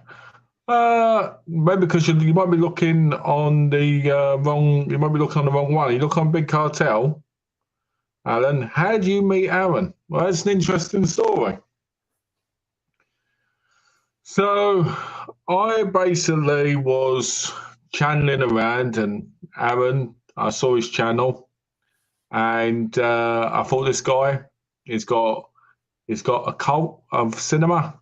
He's got the cult personality, and I was like, this guy's interesting. I was like, Aaron's fascinating. He's somebody that I find to be knowledgeable and a great person to listen to. So one day I sent Aaron a message, and I said, hey, do you fancy hanging out with the Hunter YouTube? And Aaron said, yeah. He said, I'm a big fan of everything you do. And I was like, right. And I did I think it was the 7th video we did. And then basically we really got along, especially before we had a chat before that where we talked, privately. And we really got along, and we've really become really good friends, and started doing the streams together quite regularly. And I'm really happy about that, because I really get to talk about media. I get to connect as well. And it's something that I've always loved about YouTube. It's been able to connect with people and have great conversations. So I'm lucky, because me and Aaron have a lot in common. So we talk about all different things: movies, graphic novels, pervy cinema, Playboy, you name it. We talk about everything, so it's pretty cool. So yeah, I would say we're really good friends. 100%. We don't just talk on here, we talk after here. Exactly. Sometimes we talk for hours on Facebook. That is so true. When the last AW paper was going on, we're like going back. Exactly. We were talking doing that, weren't we? And yesterday, when the earthquake happened, I was waiting in the stream when it ended, because I wanted to make sure Aaron and him were okay. So that really touched in, by the way. I'm not going to lie. Like, that blew her away. So we were during the earthquake. everything went nuts. And so we were outside for quite a while because after we got to watch over aftershocks and stuff like that. So we came back in. Hin went and called her mom, and I sat down here to check to see if I turned off the thing. Yeah. Malcolm was waiting right here, sitting right here is right now, waiting to see if we're okay. And that means so much. It meant so much to me. It meant so much to him. And we chatted for a little bit, and then I went on to and unfortunately look for my cat, which we talked about. But thank you so much, man. That means the world to us. And Malcolm's not like just God's on here; he's a friend. And that's a special thing. So, and for me, like I live in a place where you don't have physical media, and I live in a place where unless I go in here, like basically there's no people aside from my better half really to talk to about this type of stuff. And some stuff she's into, obviously some of this stuff she's not. She doesn't begrudge me any of the things. Like, I'm sure Donna probably doesn't watch a lot of the stuff either you watch. But, she's okay with it. But we can actually chat about it. Yeah. By the way, second play-by-cover challenge this weekend, by the way. It's coming up. Is it tomorrow? Tomorrow it is, actually. So hopefully Dad. Your dad's going to be there. He better be there. That's going to be fun. Well, I think he's downstairs now, so no kitchen noises. That'll be good. Nice. That's going to be really good because it was so hard last time.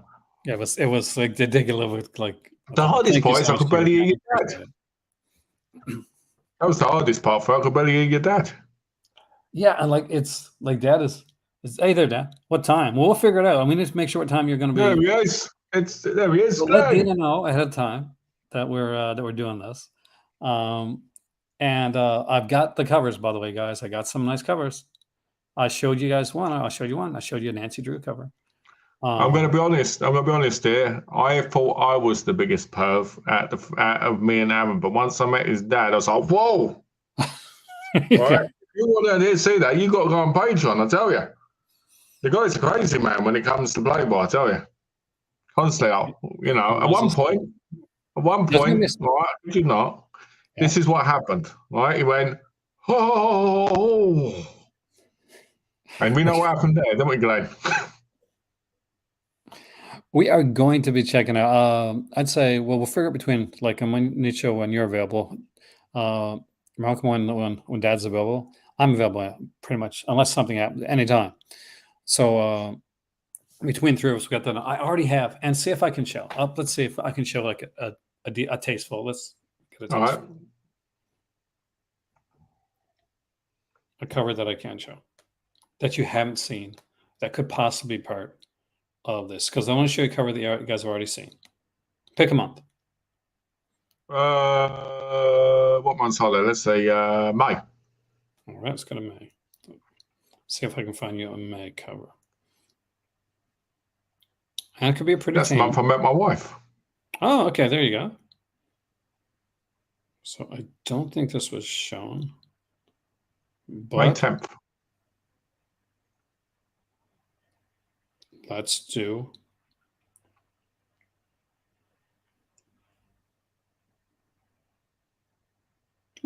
This is a pretty tasteful, easy one. Oh, yes. Very tasteful.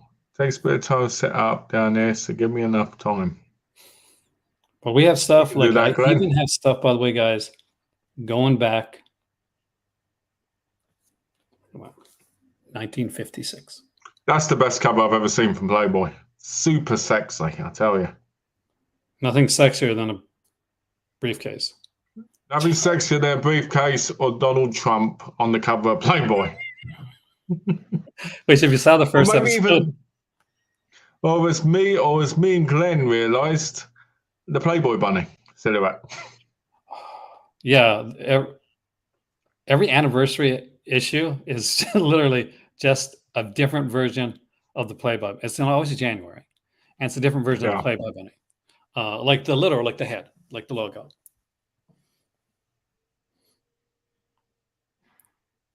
It is. That's sad. That is sadly true. Margaret Hemingway. Very depressing. But we'll have some very interesting stuff. So if you guys want to see some us deciding what's the sexiest decade, and I don't think I said last time. So when we start the episode, I would give the results from last week's episode. And I might even try, if I can get the time, I'll try and sneak in a few more covers, some different stuff, because I got some classics here. There's some classic stuff here. So just to mention, the throat a couple names like that are right here. We may see some, like, I know this will be for Malcolm, some wrestling people show up. You're gonna get some unique covers when it comes to some of their different, like, their music, like some music covers. But, yeah. And some people that you would not expect, and some people that I didn't know had done it. So, like last time, like when I showed you guys the Kirsty Swanson one, I had no idea that she had done Playboy. Yeah. So this was all a learning curve for me when it came. So we're going to be doing Playboy, right? Yeah. So is this series going to end up, once we've done Playboy, as much as we can, are we going to go on to other ones? I thought about that. It depends. Like if I can find them, because it depends on, like, able to find the covers for like Pentos or Hustler, that type of thing. Oh, we got you there, man. Well, you know what they say: if you got a big bit of wood, yeah, hi-yo. That, like, Hacksaw Jim Duggan, man, I forgot. I think my dad went to like a wrestling event, like in Corner Brook. Wow. And I think it was a WWE one, right? And there was like the Undertaker and like Shawn Michaels; those guys were there. So it was like at a time. Did he have the John Cena shirt on and the Jeff Hardy armbands and? This is way. Jeff Hardy was probably a baby, like at that point. Moroccan people do speak French. Actually, the languages that are here, like that I know, like they speak French, definitely French. French, Arabic, not classical Arabic. That's more like in other, but Arabic, kind of a mixture between Arabic and French. Like there's almost like a slang language that's spoken. And if there's like same as the like Native Americans, Native Canadians, there's Native Moroccans, which is Berber, and that's its own language altogether. And my better half, she just doesn't speak that. Like some Spanish, because there's a lot of Spanish settlements here as well. Oh, Dangerous Danny Davis. I remember Dangerous. So do you remember him? Do you know who that is? Yeah, wouldn't that be before Undertaker? Yeah, but he would have stumbled around at that point. Like this, like we're talking early Undertaker. We're not talking like when he's like super big. Like because Undertaker came in like Survivor Series, right? 1990. Yeah. So like, yeah, because Davis was like a referee, by the way, guys. Yeah, because we get to our like a wrestling part of it. But not just, he was a crooked, he was a bad referee. And he made so many like mean decisions that they decided to make him into like a wrestling character. But one of the comical things about Dangerous Danny Davis is apparently his character didn't like to take bumps, so he padded his pants. So he had what looked to be like a diaper on. Was he the one who was in the main event at WrestleMania 1? Was he the referee? I don't know. No. Was he in the main event with Paul Orndorff and Roddy Piper? No, I don't think so. I don't think around that. Mr. T, I could be wrong, but I kind of just remember the name more. Like that. Oh, the Shudder movie "Don't Till Christmas" 2007 remake. I don't remember that actually. 9 chances out of 10 I did, but I can't be that good if I don't remember it, because I love myself some Christmas horror. Kubrick says, "Aaron, take care. I'm at a restaurant and I'm going to buy Malcolm." He's always at a restaurant. I'm always jealous because he's always get nachos. We can't get nachos here in Morocco. No sour cream. No, that's it. There's no sour cream in Morocco. So what we have, you're thinking Cowboy Bob? I'm thinking Cowboy Bob. There you go. Yeah, I'm thinking that. It's just I'm sure he was around in that time. Maybe he was the referee. He could have been a referee. Like he was a trainer too, right? Back in the day. Yeah, I just remember his name being during that time. Maybe it was a completely different match. But let's just see. I have to look it up now because I'm kind of curious. I was going to do something. Should we do it tonight? Do you have time? I have What we're gonna do? Dangerous Danny Davis, born in 1956. Oh wow. Let's go to Wikipedia and see. For years, he wrestled as Mr. X, a masked wrestler in the WWF. Was he the referee? Started out in 1981 in the World Wrestling Federation as a referee. So he's in 81. So he definitely could have been in there, man. So he was a referee early on. He was also wrestled from 1984 to 1986 as Mr. X, a jobber who won very few matches. But 81, yeah, very, very much could have been.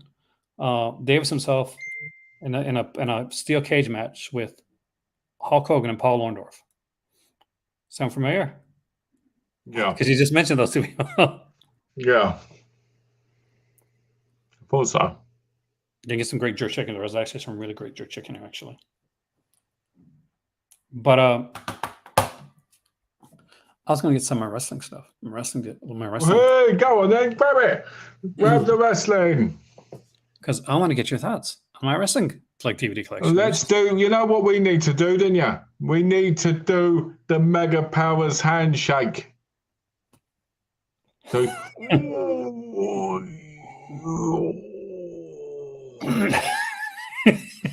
be right back.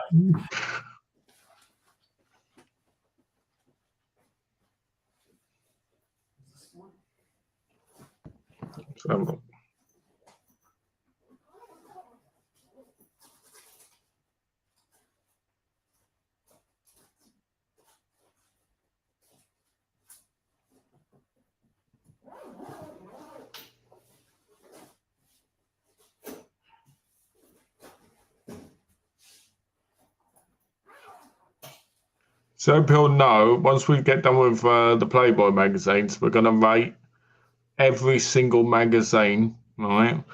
This was Glenn's recommendation, right, of the Golden Girls, right? We're going to put the posters out.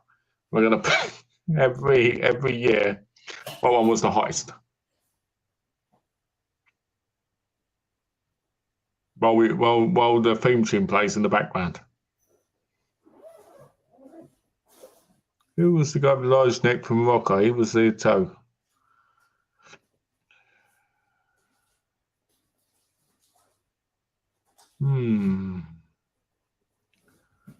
Oh.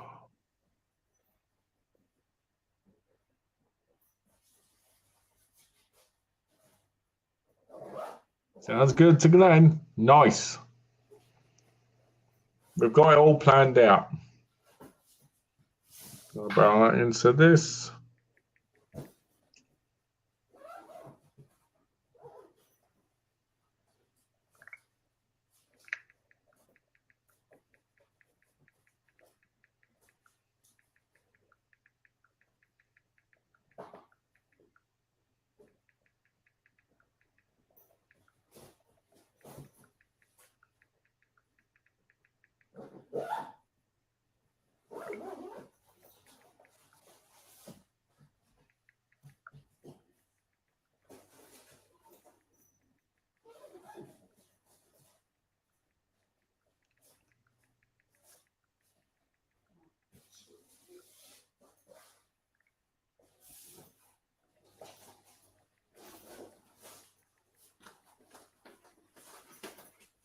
All right.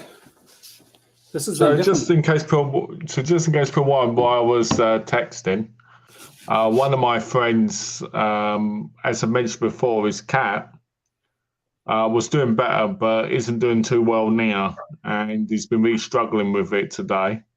Oh no. So he just messaged me, so I wanted to respond. He's had the cat for 17 years, since he was 10 years old, and there's kidney issues and stuff. So I was just sending him messages back to what he was sent me. Anything? I wanted to be just that he's sleeping on the landing and he's very weak. I want to be transparent because obviously it's rude to text in a chat when people. Understandable. Like when something like that, just go ahead. People understand stuff like that. Hopefully the cat is okay. It's hard. We had our cats before we moved. Not cats we have here, but Now, for those who've been watching this channel for a while, I had like 5 cats in Canada. Yeah. And they went to 18 years old. Most of them made it to 18. One didn't. One made it to around 16. And which is a long time for a cat. It is. So I had a cat and who lived to 18. every time it broke my heart. So I was like, Yeah. I don't know if I can do this again. So when we came here, I wasn't sure. I was not sure. And little rapscallion that she is, Lordy, she just walked in like showing the place. Grab your heart, don't they? They did. And I'm like, I can't not. So hopefully the cat is going to be a can last for a while. But either way, like those memories, like the fact that you and the cat, 17 years together, that's amazing. Like don't only think like that. It's sad, but you were a good enough person and a lucky enough person that this cat chose you. Yeah. And stayed with you for 17 I get that. That's incredible. See, I had a cat I had for 18 years, right? I had him when I was 8 years old. He passed away when I was 26. And it's just so hard because it's like that cat was so big in my life and a big period, that important period where you're growing up and that. Yeah. And it's so hard when you go through that. And I don't understand how he's going through because obviously he got that cat when he was like 10. So it's hard. I'm hoping I see him on Tuesday, so I can give him a hug. Give him a hug for me, actually, if you do. I will. I'll say, what I'll do is when I give him a hug, I'll hug him and I'll squeeze his bum and say, this one's from Aaron. There you go. So the wrestling stuff. That is the wrestling. It's not in disc. It's not in cases. When I initially brought stuff over, I brought it over in things like this. Oh, you're doing it the cool way. And I've been meaning to do the what's in the series. What's in the bag? Sort of. So what we're going to do, so I'm going to open this up because it starts off with wrestling. And let me know your thoughts on these. Ones you maybe own, you did own, you would like to own, or maybe you just don't care about. Okay. So we start off with TNA because I was a huge TNA fan. So, and we get to the Best of Raven. It's a 2-disc set called Nevermore. Ooh. So Raven's era in TNA. Followed up with Raven. Kristen Cage, TNA era, which is still his best work. I think, actually, you know what? I think that's his best work, followed by his AEW stuff now. It is really good. And for an older wrestler now, he's doing phenomenal. I'm slightly embarrassed, but I'm glad I got this ramped up WWE, the music videos. Oh dear. It's fun. Yeah, that's a mark. That's a mark disc, everybody. Oh, it gets better. So I have here also Pro Wrestling Insiders with nice. With Vince Russo and Ed Guerrero. The very hard to get now, Hard Knocks, the Chris Benoit story. Oh, that's such a great documentary. And the Bret Hitman Hart with the bonus disc of Owen Hart, Life and Death of Owen Hart. I've got that. I've got that. That's all that was on the that partner label release. Yeah, like initially though, that was a Walmart exclusive. Yeah. You could buy. Now I got also Destination X, which is one of the better ones, and TNA History. Yeah, is that 2005s? Yeah. Yeah, I like 2005. I thought that was great. I thought that was a great time for TNA. We got Slammiversary right here. I'll be able to do this right. Oh, Survivor Series. You got the 4-pack. Yeah, well, I got from 1993 to 1992 to 1995. I actually found this at a charity shop. Oh, result. And then we got Goldberg here, the Ultimate Collection. Is that the documentary? I'm not sure if that's the documentary or the discs or the matches. I think it's the documentary. Undertaker, 15-0. That was a 1-disc set. And Bobby Heenan. That's the first 15 matches, right? Bobby Heenan, the documentary Bobby Heenan was really good. That's the documentary. I got some more of the cheesy ones too. I got like Cyber Sunday. Remember that? And No Mercy. Yeah. With the Brock Lesnar one. I like Not a very Cyber good Sunday, one. Taboo Tuesday. I actually like those events. Stone Cold Truth, which was one of those kind of like That the was a good one. DX, the first DX disc let's put out. Yeah. Because Stone Cold said so. I got some That more was a good one. Survivor Series right here. And Randy Orton, the evolution of a Predator. That was a good one. I got, of course, I was a big like John Morrison fan, so John Morrison, and I have all 3 volumes of ECW Unleashed, which has nice. the ECW stuff. Yeah, no, it was the documentary because there it is right here.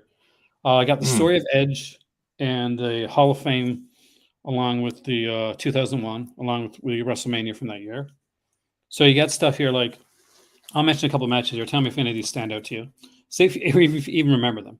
The Intercontinental Championship match with Bad News Barrett, Daniel Bryan, Dean Ambrose, Dolph Ziggler, R-Truth, Stardust, and the late Luke Harper.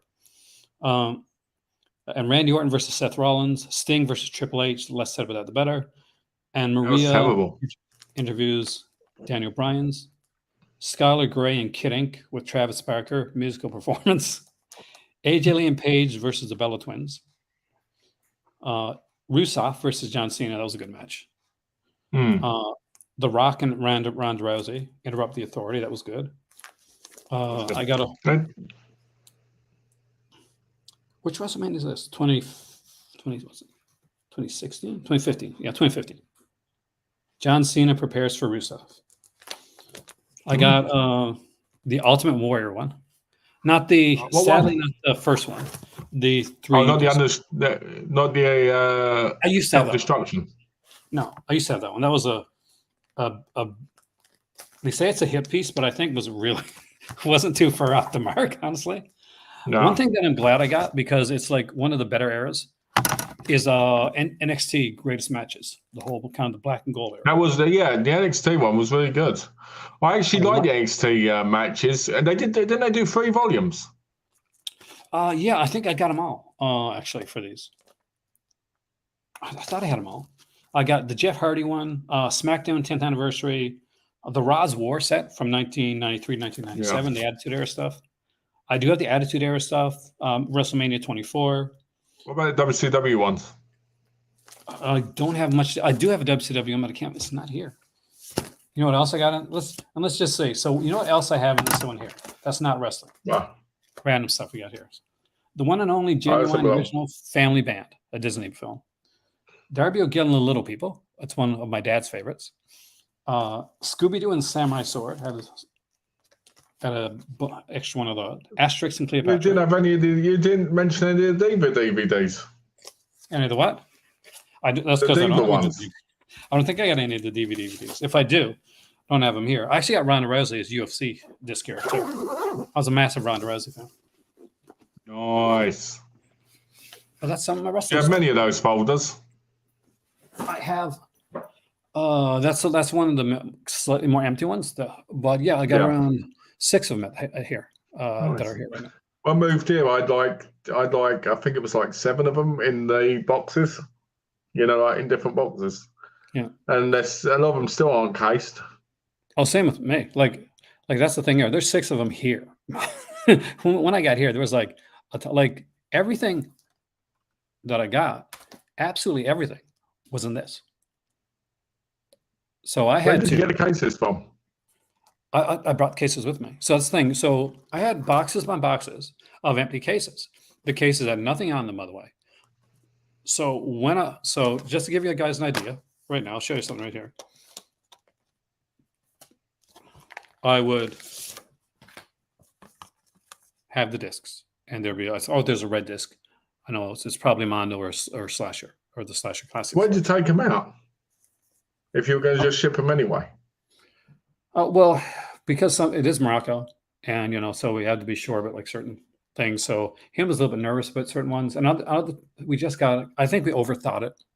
So basically, there was this, and we had like these. I'll actually bring it over in a second. Where there'd be a ton of like these, right? So we'd have this, And we have like, here's the alternate artwork, by the way, for this one, in case you're curious. So then I would have to find this, find that right there, put this in, go through one of those cases, find the disc, make sure it wasn't a DVD and a Blu-ray combo pack. Sometimes look on the back, sometimes check online. Once that was done, take that, put that in here. You're laughing. I have to do that thousands of times over, which is what happened. And I'll show you what. Imagine I'd do that going to America, right, with all my wrestling DVDs and that, and I'd do it when I came back. My wrestling DVDs, I said, there's probably gonna be ones I'm gonna be watching, like, and I don't have enough space for the DVDs, so I kept the DVDs in their cases. So a lot of these are cased but empty, and those are right there. So let me just show you something. All right. To give you an idea of like all right, the work went into some of the stuff.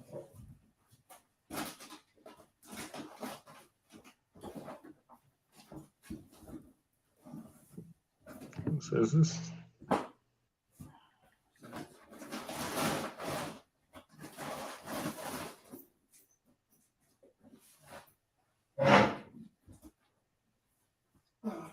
Yes, it won't.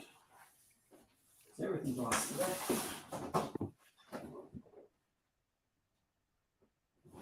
You have to WWE getting rowdy. The these matches are very rowdy Piper. No, I don't have that.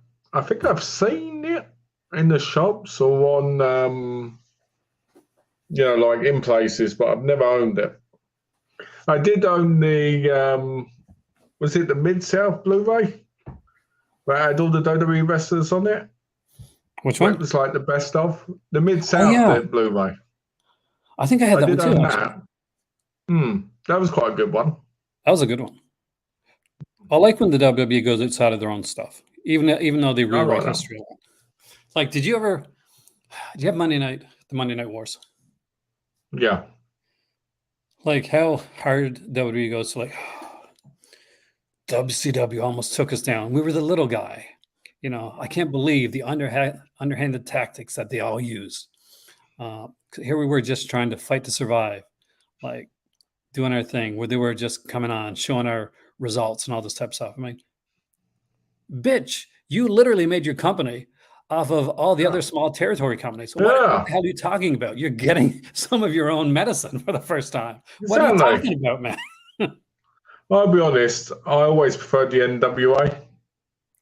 I like the NWA. I was a big WCW fan back in the day because I liked the wrestling. I felt that they gave a chance for more styles. Of course, like the cruiserweights and all that stuff. That was phenomenal. Yeah, and I liked ECW. I wasn't as much like I liked the hardcore stuff. It was fun, but I was more into like some of the other stuff they put on. Like when they'd have like guys like Guerrero there and Benoit and some people over from when they had them in like when they had the actual real wrestlers there. Well, they had because not like the Sandman. Things that followed WCW on Vince Russo, yeah. And here's the thing: everybody blames Vince Russo, right now. Vince Russo had jack to do with with the fall of WCW. It was down. By the time Vince Russo got there was no saving that. I'll be honest, a lot of his ideas didn't help. But maybe if some of them they were actually able to do, maybe when you do two factions, one that's called the New Blood, that has the popular undercard, and one that's called the Millionaires Club. You don't make the Millionaires Club the freaking good guys. That makes no sense. No, it Who doesn't. wants to get behind the Millionaires? And those blood matches and all that stuff, where the blood would just fall. Man, and giving David Arquette the title. He didn't want that too. He was so against that. That by the way is Russo's fault. David Arquette, that 100% Russo's fault. It's advertised the movie, wasn't it? Yeah, it was the Ready to Rumble film, which was a very, very good movie. It was not a very good movie, by the way. But no, there were certain ones that, like things that he did, but one, it was already gone down. They'd overbooked the NWO. They had so many versions of NWO. They had a storyline, and they're doing the same thing right now. Like history repeats itself, guys, especially in wrestling. It's cyclical. So NWO storyline went on forever. It was great. It was hot. Everybody loved it for a while. Then, oh, let's add in more people. Here's Horace Hogan. Here's Big That's Papa under the Pump. bloodline. Here's Jeff Jarrett. Exactly. Great minds think alike. And that's exactly what's happened with the Bloodline storyline. Everybody loved it. Super hot storyline. This is great. Who's going to be the one to take it off of, like, who's going to take it off of Roman? Who's going to take it off of Roman? At this point, who gives a crap? Nobody cares anymore. The Usos. Yeah, it seems to be the Jay and Jimmy show, doesn't it, at the minute on SmackDown and Raw? SmackDown is the most boring show right now. And if a year and a half ago, if somebody told me that SmackDown was going to be the most boring show that WWE put out, I wouldn't believe them. Like, no, that's the good show. That's the good show that they're putting out. It's switched around. NXT is the best show that they're putting on again. And even that, like, there's still some issues. But NXT at least knows how to book their female wrestlers. That's true. Which and I like AEW. AEW doesn't know how to book their female wrestlers, or they haven't yet. So that's one of the things. Did you watch all that in the end? How do you? I'm going to ask you a question. Here's the thing: the CM Punk thing. We talked about that. You're not a CM Punk fan. That was obvious. We had the discussion. I'm a massive CM Punk fan, actually. When we chatted about, I was fighting for him. I was saying he's the greatest. I think, like, there was a question online tonight on Facebook, and I was like, which one of these do you think is the greatest signings? And they said, like, they had CM Punk, they had Chris Jericho, they had Bryan Danielson, they had Jon Moxley. And I said, well, CM Punk is their greatest signing. It's the most important signing. That being said, Jon Moxley and Bryan Danielson are their best signings, because those are guys that carry the company. I'll be honest with you. Bryan Danielson, 10 years ago, would have been, in my view, the biggest 10 years ago. 10 years ago. Because he was massive, like on the indie scene and that, before he hit WWE. Right now, obviously, it would have been CM Punk because, well, everybody was like fascinated with him coming back and all this stuff. And, Jon Moxley, I don't see the big deal with him personally. I think he's just a crazy man. I think he's sometimes that's good. To me, it reminds me of the Necro Butcher. I think he's better than Necro Butcher. But like that, I know. Yeah, it's more talented, but I mean the craziness with the violence and stuff. He reminds me of.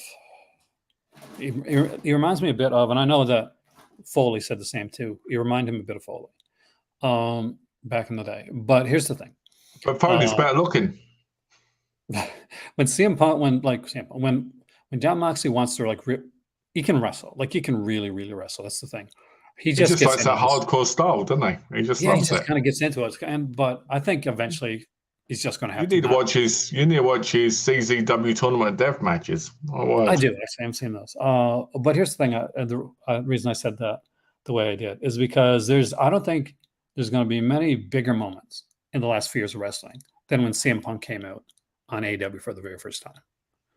That was you know what one of the biggest moments was in wrestling, I would say, recently in WWE, was when AJ Styles turned out the Royal Rumble. That was massive. Unfortunately, not enough people sadly knew. Like, there's people that didn't know who the hell he was, and that's the killer part.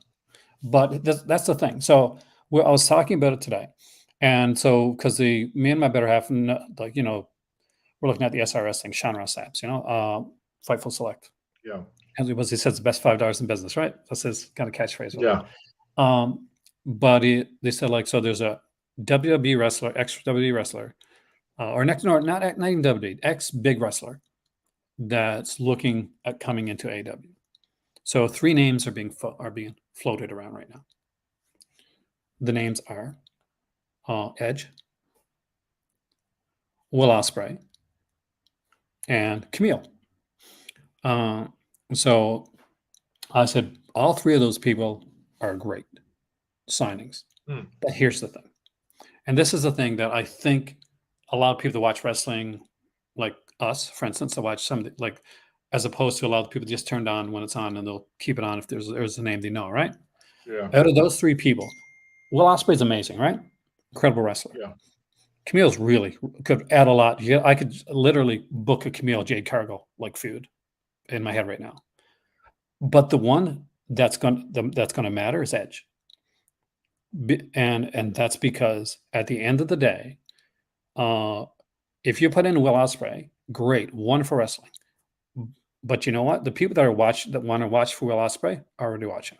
They're already watching the show. The problem with Will Ospreay is fantastic, right? I'm still shocked he won the heavyweight championship in New Japan. Right, just shocked. Not because he's not talented, but just because I was like, wow, so early in his career, you know. I think Will Ospreay still has a lot. He still has a lot of growing to do to become a major star, in America. Right, people love him, and he's getting there. But someone like Edge, I feel like there's so many potentials for him. And it's obvious if he went there, he'd finish his career off with Christian, right? Yeah. Some way or somewhere, because he'd want his final match to either be with him in a match or whatever. Because a lot of people were saying that maybe the final match Edge will do would be him and Christian versus Jeff and Matt Hardy. Oh, that'd be amazing. Because they have revolutionized the tag team wrestling for that period. Yeah. Here's the thing too, but my basic point is that Edge is the only. It's sadly, but this is going to be true, and I think this is true. Is the only signing that would really matter. Because, and here's where Vince Russo is right, guys. When Vince Russo says a lot of stuff that I think is utterly insane, but here's the one place where he is right. When you're booking a lot of this stuff, and this is one of the things I think Tony Khan is really great at, and also really bad at the same time. He's a wrestling fan. He's booking wrestling shows for wrestling fans. He's booking dream matches for wrestling fans. Guess what? Those people are there. The people that are watching are there. Your audience isn't growing. You want to grow your audience, you have to get people outside interest. Edge is a name that they know. As crappy a match as he'd probably put on, I will say this right now. Well, you want to get some mainstream attention, bring in Bill Goldberg for a month or so. Is he going to put on good stuff? Probably not. It just hide that same way they did with WCW, but you don't have to be a wrestling fan to know who Bill Goldberg is. Bring Kevin Nash back with a torn quad. That'd do it. No, but just bring in certain names, like people say, oh, don't bring those WWE guys. Yes, you kind of do. That's great. It's wonderful that you got the MJFs and they're fantastic and they're great, or the Orange Cassidys. But if you want to get people to watch MJF, you want to get people to watch Orange Cassidy, something's got to draw in the casuals. Something's got to make them watch in the first place. I'll be honest. If Edge turned up, let's say Christian's getting attacked by Luchasaurus, right? Yeah. And Edge turned up, the roof would flip. Yeah, Edge comes down, attacks Luchasaurus. And then they do a concerto together or something. Yeah, because you want Edge to come in and turn heel. That's what you want. You don't want Edge to come in and babyface him. I do think Edge is probably one of the best heels in modern wrestling. Oh, yeah. They made the mistake with Punk. However, I'm going to say I do agree with the slightly conspiracy theory that Punk wanted out. I really do think he wanted out. And it's oh no, just one more time, Punk, and that's it. So yeah. So does that mean we're going to see Punk in WWE? Maybe. I hope not. Probably. Survivor Series in Chicago. If he returns to WWE, I hope they make him the new version of Stardust. No, they'll do kind of what you call them, a deal. They'll kind of keep it down on the down low. But here's the difference. Here's the thing WWE will do. One, keep them under control because it's the WWE. That's, like it or not, that's what they do. Two, they'll get AJ Lee back there. And I'm above to see her, to be honest. Yes, me too. And you know what? Fine. Bring her back. Yeah, bring that in. That's the sad part. That's the sad part about Playboy not being around WWE anymore. She would have been in it. You think she would have? She would have done it? I think so. I would have loved all of them to be in it. Would you about that issue, AJ Lee issue? Oh, I would have bought 6 of them because 5 of them would have been damaged that night. It is some really cool We stuff. don't need a Soraya one, do we? Because we can see that online anyway. Actually, no, she's so modern day Soraya too. Oh, she looks good now. Like so. I'll be honest, the best part of those videos was holding the title when the guy was Wally coin. That was the best part. I got honest. The first time I saw that and saw the guy actually orgasming on the title had me in tears of laughter because I was We have to like, be careful of this, but imagine someone else holding that. I will say the only thing I can say, because this is, this is not Patreon, is that her videos, and it's sad that they came out if she didn't want them out, like 100%. I disagree with them, put them out if that's the case. But they were much like when you think of celebrity videos that came out, those are some of the best ones, as opposed to some of the other ones where it was like, oh, it's Kim Kardashian. Well, that was disappointing. Yeah, Soraya didn't disappoint. I'll be honest. I'll be honest with you. If I'd had her like that, there's no way I'd have been sharing her with anybody. She was, and the sad part is like she got the brunt of that. Like she got the brunt of that, which is a shame. You can tell it messed her up as well. You can tell it messed her up. The whole thing coming out in that, which is fair. Yeah, and then it's not fair, but I mean, it's fair that she would be. And allegedly, Roberto Del Rio's an asshole. He beat her, didn't he? That's what we got to say allegedly. Like, allegedly, I'm not going to say allegedly. Just look at the guy and the way he acts. Isn't it? Like, yeah, I don't want to see him on my screen at all. Like, if there's a guy that if AEW brought him in, I would be like turning the TV off right away. I'm like, screw. What was that saying he used to say when he first came in WWE? He used to have these promos, and he'd say again, because I'm better than you or something. The best thing they did with Alberto Del Rio was he had this like announcer for him. Oh, remember you're talking about Rodriguez? Yeah, Rodriguez. He was Ricardo Rodriguez. Didn't they like take him out because he was in an adult film? Ironically, yeah, like because he didn't. At one point he was in the ring with him, wasn't he? Yeah, like Rodriguez was fun. He was a better talker than Alberto Del Rio, obviously, and from what we hear, a better person. So I'd rather watch him. They should have. I can't believe, but they made Alberto Del Rio a bloody WWE champion. I remember that Royal Rumble, and I get maybe when he won the 40-man. Yeah, so what I love, they had a 40-man. I was really excited. Oh man, it's a big Royal Rumble, most people ever. I said, who's going to win? I think I was not watching so much of that time period, and so it gets down to the end, and he wins, and I'm like, one, who the hell are you? That's true. Ask like in my reaction, and why is he winning a Royal Rumble? Because nothing in that like Royal Rumble led me to believe a terrible Royal Rumble. Like the Shield wasn't that when the Shield ran? Like really kind of the Shield, because that was 2011. The Shield didn't come into it until 2012, 13. Which one was the one where the Shield like kind of dominated for a bit? That was a nice Rumble. I think it was 2013 or 14. What's your favorite Rumble? My favorite Rumble is 1992, followed by 2001. I'd have to go back and look again at my favorite Rumble. Is Royal Rumble your favorite? Win that all. Is it your favorite gimmick match? You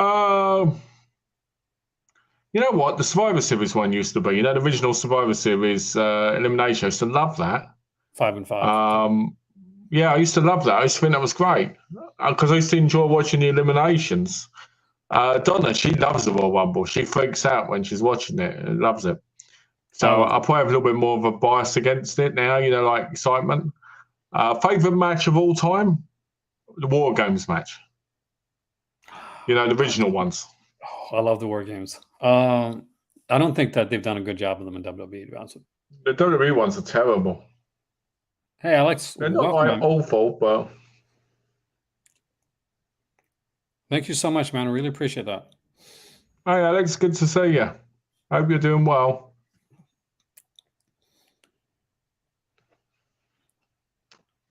I know what your favorite is, though. The reverse, like, Battle Royal. Yes. Didn't TNA have the Of course. stupidest like gimmicks? Like They what did. was the one they had? Like the fired, What was that with- other one? What was the red cage one? You know, where they had to climb out? The Superdome thing?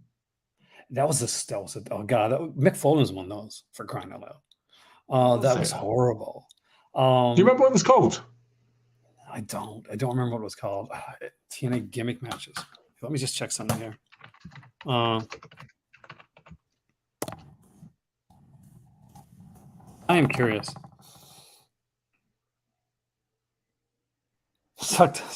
Bleacher Report 25 spectacular matches. They had a King of the Road. Was it the King of the Road match? Or was that a different one? No, it wasn't. No, King of the Road match was the one where they're in the cages. They had to climb get the belt. When they were when they'd get pinned, they'd go in the cage. That was King. No, that's King of the Mountain, wasn't it? King of the Mountain. The King of the Mountain. Electrified 6 Sides of Steel. The hockey stick fight match. Remember that one? That's Team Camden. Or one of the worst. The 6 Sides of Steel blindfold match. Oh God. Yeah, Chris Harris and James Storm. Blindfold. I used to love the Lethal Lockdown. Oh, Lethal Lockdown was great. X Division matches were freaking fantastic. Those were nice as well. The Lockbox Challenge, where they'd come in and you'd have to you'd have like different suitcases, and you open it up. It could be fired.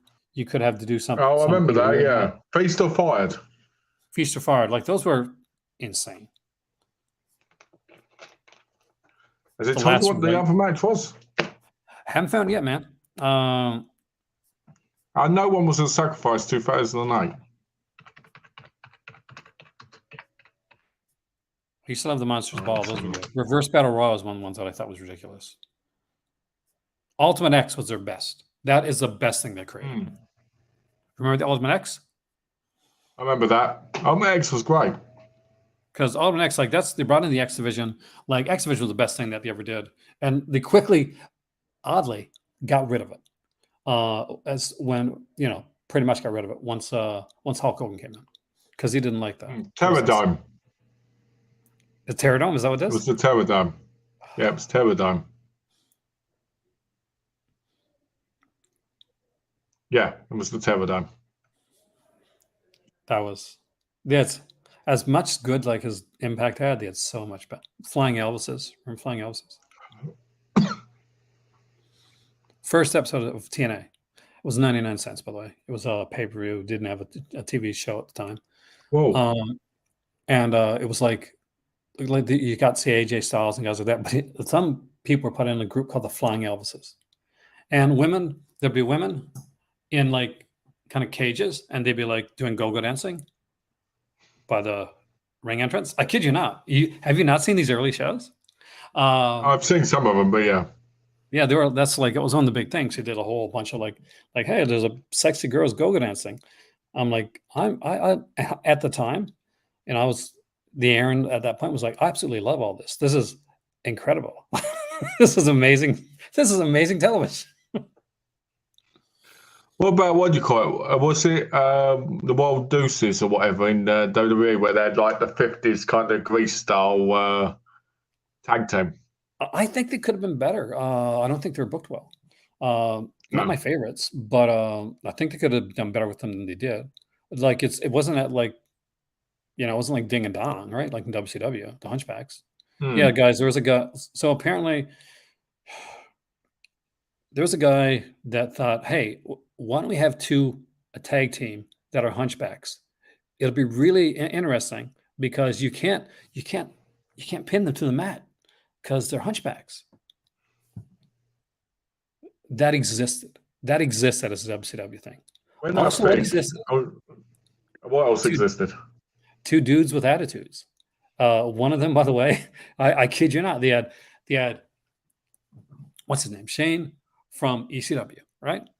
Running down. Shane Douglas. Shane Douglas, yeah, with a skateboard, which he could obviously not ride because he never got on it once. Like this wasn't the Darby Allin thing. Darby Allin gets on a skateboard and skateboards down. No, the skateboard stayed firmly under his arm because Yeah. Deuce and Domino. That's what it was, actually. You're right. Deuce and Domino. But who was the woman with him? What was the girl's name? Was it Melina?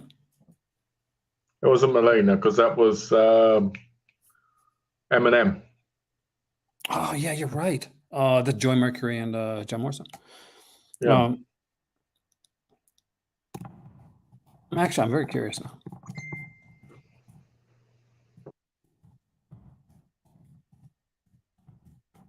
We got into some weird topics, by the way, guys, and I do apologize, but I don't really, because this is kind of fun. Cherry. Cherry. Gotta love Eddie that. knows what it's all about. Did somebody say it already? Yeah. Where's Cherry now? Cherry. Where's Cherry now? Like, she retired in 2008. Wow. One of her last matches was with Jerry Lawler against Velvet Sky. Velvet Sky. Were you a Beautiful People fan? Not really. I love Velvet Sky, but I didn't like the others. Angelina Love. Like, forget the others. Like, there's only one real Beautiful People. Velvet Sky was the hottest. Angela Love just looked like a Botox nightmare to me. Initially, she did. Like, when she came into it, she did. Like, she wasn't even called Angelina Love at the beginning. She was called something else. It was Madison or something like that. Because I know there is a Madison Rain too, but she's different. That was different altogether. But Angelina Love came in somebody different. Velvet Sky's from your neck of the woods. You lucky guy, Gina. I still can't believe the Velvet Sky dated like God, what's his name again? Bully Ray. That blows my mind. That's a weird combination. Velvet Sky and Bully Ray. Can't picture it. I can't believe they're together. Are they still together?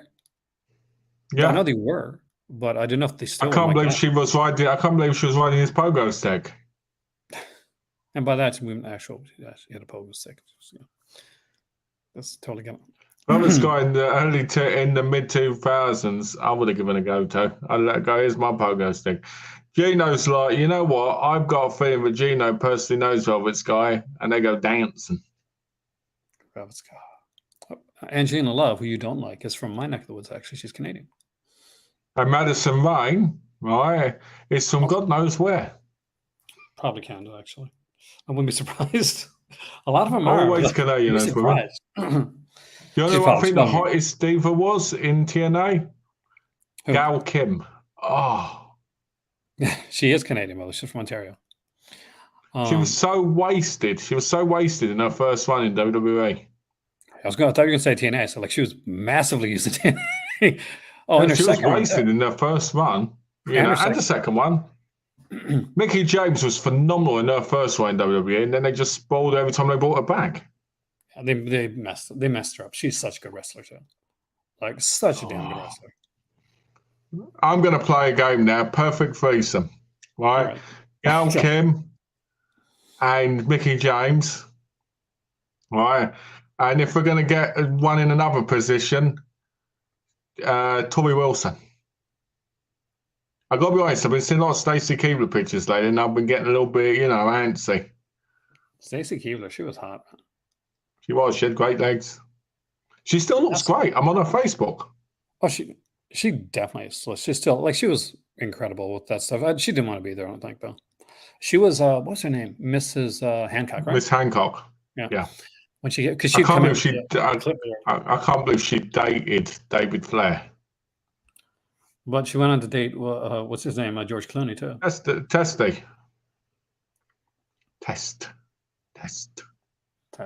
She even dated George Clooney. Oh, yeah. Test. Rest in peace, Test, man. That was sad. That was a shock. Wrestlers. All those steroids. Test shocked me.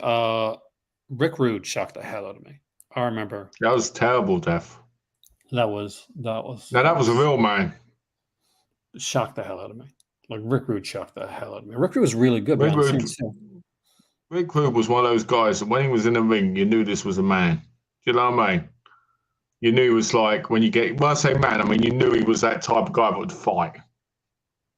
He was like, and he was one, like, unlike some of the other, like, guys that had gimmicks that I just, in real life, I probably wouldn't have cared two craps about, like Val Venus. He's Canadian, too. So I'll call him out. Like he's just not exactly the greatest. You just wish you were one of the guys who went chubby chubby pee. That's what you wish.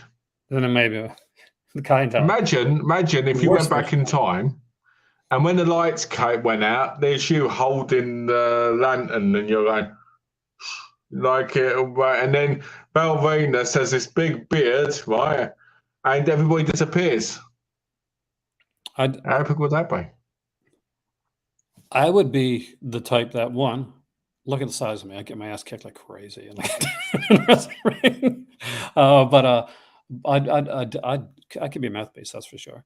Let's go way back. One of my favorite ballets from back in the 80s was Dirty White Girl, accompanied by Dirty White by Tony Anthony. Can't say that anymore. That's wrong against dirty people. It's dirty people. That's called dirtist. Who's your favorite old school? Who's your favorite old school? Oh, come on, it's only one, isn't there? Let's be honest. It's got to be Sapphire. Remember Sapphire? Sapphire was bolt, and she turned on Dusty.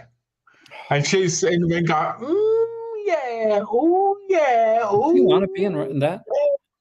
What? Did she even want to be in wrestling? Did she even want to be in wrestling? Because I don't think she did. She was brilliant. I love Sapphire. Sapphire was probably the greatest. She outdid Miss Elizabeth. She outdid Sherry. She outdid them all. That woman had class, and she also had that rhythm when she was like, yeah, with all these diamonds. I loved it. I was like, okay, I'll go to different companies because that's the best way to do it. For WCW, obviously. Well, I'm going to take it Miss Hancock because, we've already gone there. Obviously, Major Guns, right? Remember Major Guns? What about Gorgeous George? You remember her? Gorgeous George. Well, literally, that lived up to her name. She was gorgeous. But I'll WCW. Kimberly Page. There you go, right there. WWE or WWF. So got to break down into eras. Right, break it down. But I had like a Sensational Sherry. I was really into Sensational Sherry. So I'm going to go with Sensational Sherry. ECW, Francine, Queen of Extreme. I'm going to go. I know some people are going to go with like the adult wrestler from there, but I'd go with Francine. What else was there? TNA. I was really honestly. Awesome Kong's manager. Yes, thank you. That's actually what I was 100% going to say. She played 3 characters in that company. Yeah. And the fact that Cheerleader Melissa was never a friggin' champion with the talent that girl had, watch your Shimmer stuff, is absolutely insane. Absolutely insane. One of the best Shimmer champions of all time. 100%. Like her character, and she played Cheerleader Melissa once in there. So yeah, so her 100% her. I think you meant that as a joke, but it's true. Actually, she's my favorite.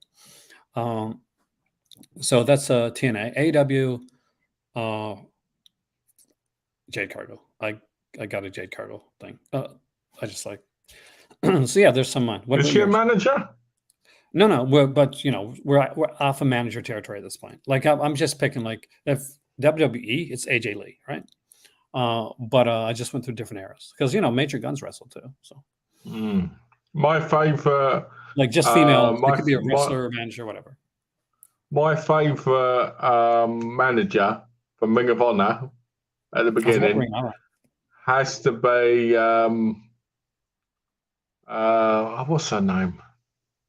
Lacey, the one who was in thing with Tyler Blackwell, who's Seth Rollins and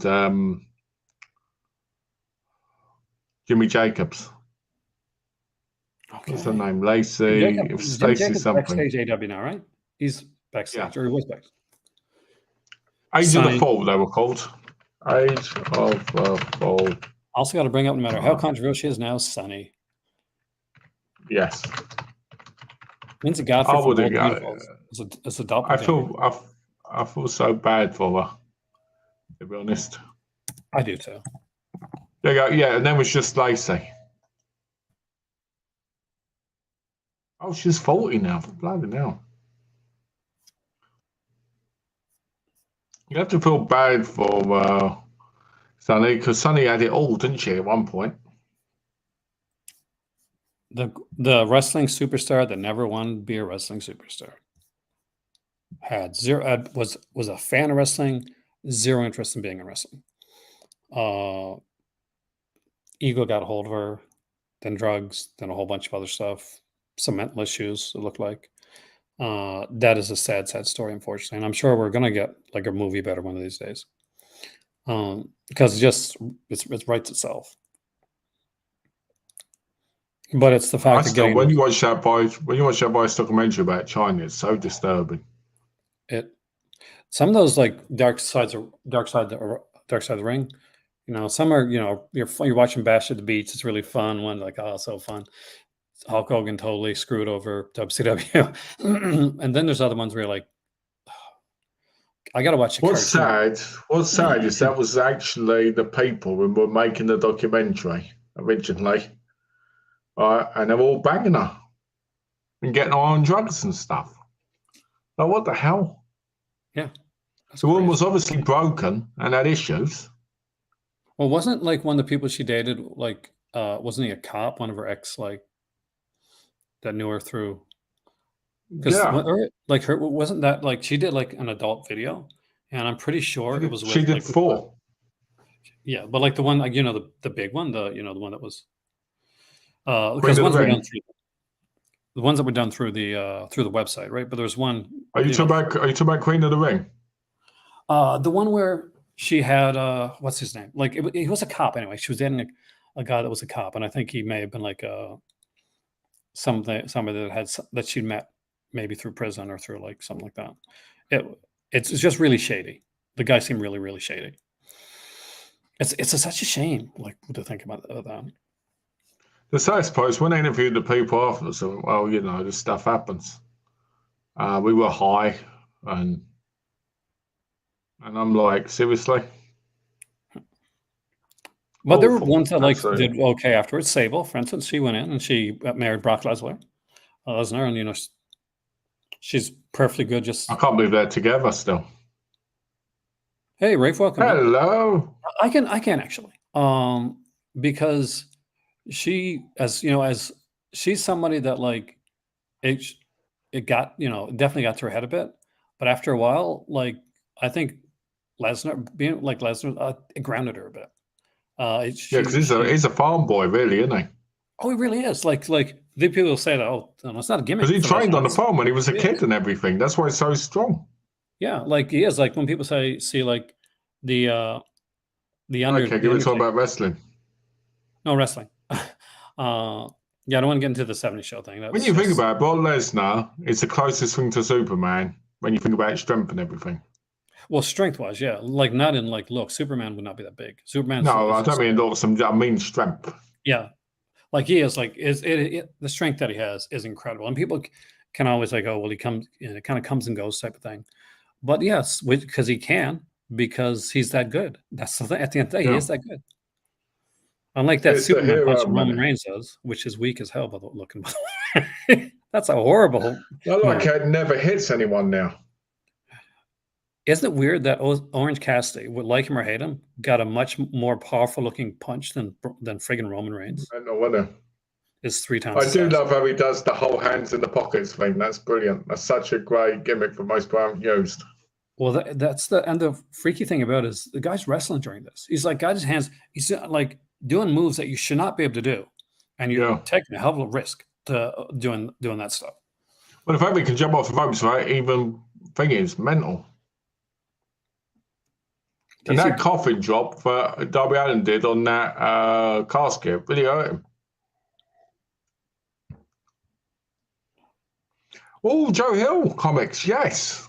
I love the refrigerator full of heads, dollhouse, you name it. They're all really good. Is Black Label run by Joe Hill? No. Black Label. If Black Label is run by Joe Hill, it'll be good. And I don't think Black Label is that great. The British Bulldog. Wrestlers like Iron Sheik and British Bulldog. Oh, those are good wrestlers. Do you remember? But Keggy, do you remember Matilda? The British Bulldog's bulldog.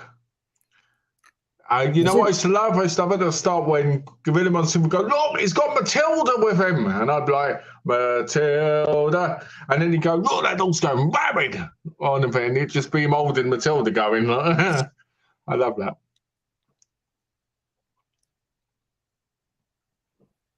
People, what's that? So must know who Joe. Joe Hill's the son of Stephen King. But yeah. Remember Kennel from Hell? Remember that match? The Kennel from Hell match. Did you see that? I remember that. That was such a bad. I like the Lions Den matches. They're okay. I mean, like they're definitely okay. Better than like some like Greg Rucka and Mike Magnolia, her favorite comic book. I actually got a and I showed Malcolm. I actually got one of my whales recently. I got the Conan by Kurt Busiek. Heroes of Wrestling. Remember Heroes of Wrestling? Yeah. Yeah. Oh my God. For those that don't know, if you've seen like the Ric Flair's last match, like pay-per-view type thing, and you watch that, Heroes of Wrestling is like that, but every final match is kind of like that. The Jake the Snake thing. You were his what do you call didn't you love that last Ric Flair match? Oh, so horrible.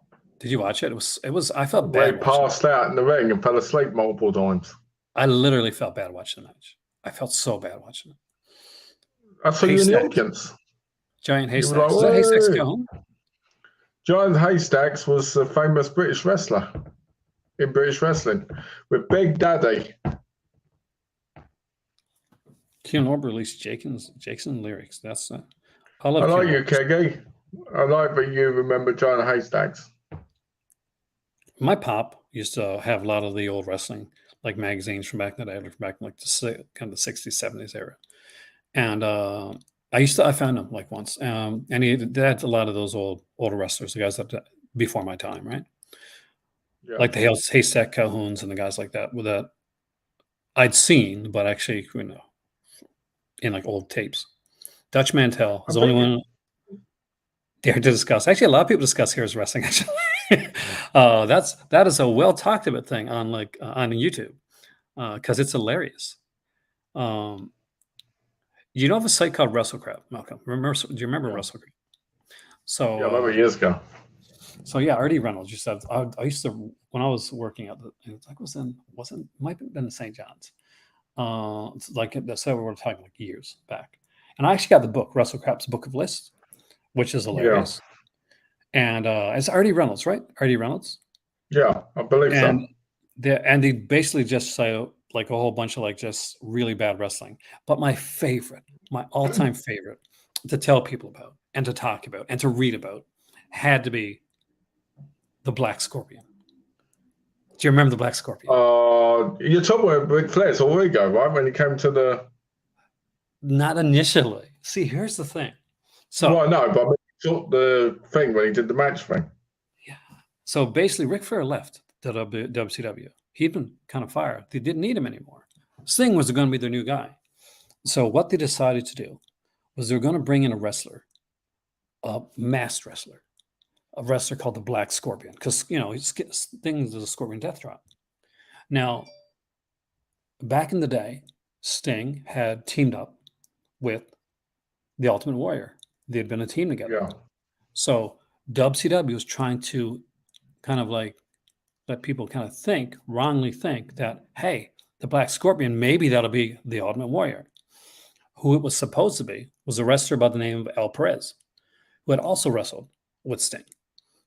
Now, what you got was different people coming in dressed as the Black Scorpion. Yeah. Ole Anderson, because of course it was Ole Anderson doing the voice of the Black Scorpion, just like he did the voice of the Shockmaster. And it just got crazier and crazier. Greatest gimmick of all time, the Shockmaster. Like basically, you'd have Sting come in, you have the Black Scorpion come in, then you have 6 other Black Scorpions come in, and like, which one is the real Black Scorpion? They'd be doing like almost like Papa Shango things, like almost like magic tricks, all this kind of crap, weird shit. So if they get to a point where they wrote themselves to a corner, they don't know what they're going to do. The only thing that we know from the Black Scorpion is it can't be Ric Flair. It's not Ric Flair. It's somebody from his past. It's been stated out and out. It's not Ric Flair. It's not going to be Ric Flair. Eventually, they finally have to bring it the Black Scorpion. They have to unmask him. They can't go any longer. They can't do it. It turns out to be a hornswoggle. So there's a spaceship. We see like a spaceship entrance. Black Scorpion comes in, and the mask comes off the Black Scorpion. Finally, the mask comes off the Black Scorpion, and it's Ric Flair. The guy it's not going to be, the guy that it can't be, the guy that makes no sense for it to be. But they booked themselves into a corner because Ole Anderson. Because Ole Anderson did this crap all the time. Yeah. All the time. I love Ole Anderson. I love when you listen to him on sheer music. He goes, "I hate Ric Flair." He does too. He really does. I love it.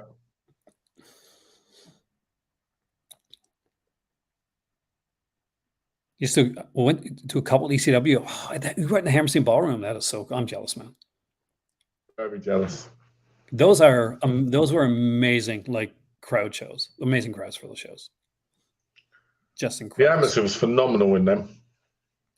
But that's what it was like in the old Ring of Honor back in the day. The Ring of Honor crowd used to be phenomenal. Once they heated up. Yeah, because they're part of an experience. It seemed like, you're part of like this unique, almost not cult-like experience, but especially if you see the same people there regularly. Hat guy. It's kind of like becomes like a family, doesn't it, in a way? Hat guy at every ECW show. There's a guy there called Hat Guy. In the exact same state. Yeah. And I'm sure that after a while, they probably just gave him the seat. Rob Van Dam still said it in his documentary, if he remembered him. That's insane. Like that, the stuff that was there. Exterminator 1, Exterminator 2. Oh, you're talking about the ones with Robert Getty? Yes, yeah. If it's the first one's good, the second one not so much. Hey, roller skates, man. Roller skates. The second one, isn't that the one where she gets beaten up and then killed? Right, and he goes around the flamethrower. Yeah, because the flamethrower shown in the first one was not really used so much. Yeah, because that's terrible in the second one. But it's got, what's his name here? Mario Van Peebles in it. Yeah, like that's the roller skate guy I'm talking about. He's going on roller skates. The first one, being like, yeah, this ain't too bad because it's got Steve James in it, the first one. But the second one, very disappointing. Man, we've talked about everything tonight. We did an almost 3-hour-long show. Malcolm looks tired, though. Holy moly. You look tired, dude. I'm good. I'm not tired. I'm wide awake. Why do you think I've been drinking Dr. Pepper? I remember Sandman getting in a real fight with a fan in the parking lot. Sandman. I used to love the way he used to smash the thing on his head and just cut himself open. Like, he was not the greatest wrestler. Like, his best thing with Sandman was his entrance. Like once he got to the ring, it wasn't so good. But like what seemed like forever entrance. Do you remember when he got crucified? Yeah. Wasn't like Kurt Angle there that night? Yeah, that's what put him off of working for him. Yeah. Because they were like, Paul Heyman was going to Kurt Angle in. You think about it, right? If he hadn't have figured, his whole career might have been completely different. Yeah. Dead Card 971, brilliant. Faith, really good. Goodfellas, masterpiece. Early 70s. A Man Called Rainbow. Mike Awesome's a very underrated ECW wrestler. Him and that Japanese guy, their matches were legendary. Oh, insane. Absolutely wasted in WCW. Definitely. Absolutely wasted. That 70s guy. And he was wasted in WWE as well when he went over there. He wasn't WWE, wasn't he, when they did the invasion? He was the first champion. Like the one, he got a hardcore championship. It was the first like WCW. He was wasted there. Which was a shame because he could have put a nice run on him. He could have, he could have been for a champion. Like, because here's the thing. He was a real hard-looking guy. Which one, Mike Awesome? Real hard-looking. Yeah. Well, yeah, but compared to some of them, I guess it was it's okay. I mean, Just Incredible was never believable. You didn't like Just Incredible? No, There's something about Jessica Cribble I liked. I actually did. Now, that's what was in the X Factor because it was awful. No, not X Factor. X Factor was horrible. That was the worst thing ever. Like ECW, Justin Cribble, I was okay with. X Factor, Justin Cribble was a waste. That's like Alderman Tire, right? Literally, a guy wearing a jockstrap on his face. Are you serious? Are you freaking serious? I was born to invest in it. It's hard to find a person born in Gen Z which likes these things. I love it. There's people out there. That's very sad. That's very sad, you know. Because, I know like, somebody who's 26, well, 27 now, and they love all those movies. Like a lot of the younger people like watch that do YouTube. That's the stuff they're watching. I love when they get people on there. What generation would you be classified as? Me? Yeah. I'm Gen X. You're Gen X, so Gen Xer. What would I be? If I'm 35, what would I be? Would you be Gen Z? Let me see. What year were you born? 1988. January 1988, if that makes a difference. Okay, Ice Age. That's right, Glenn, you are from the Ice Age. 1988.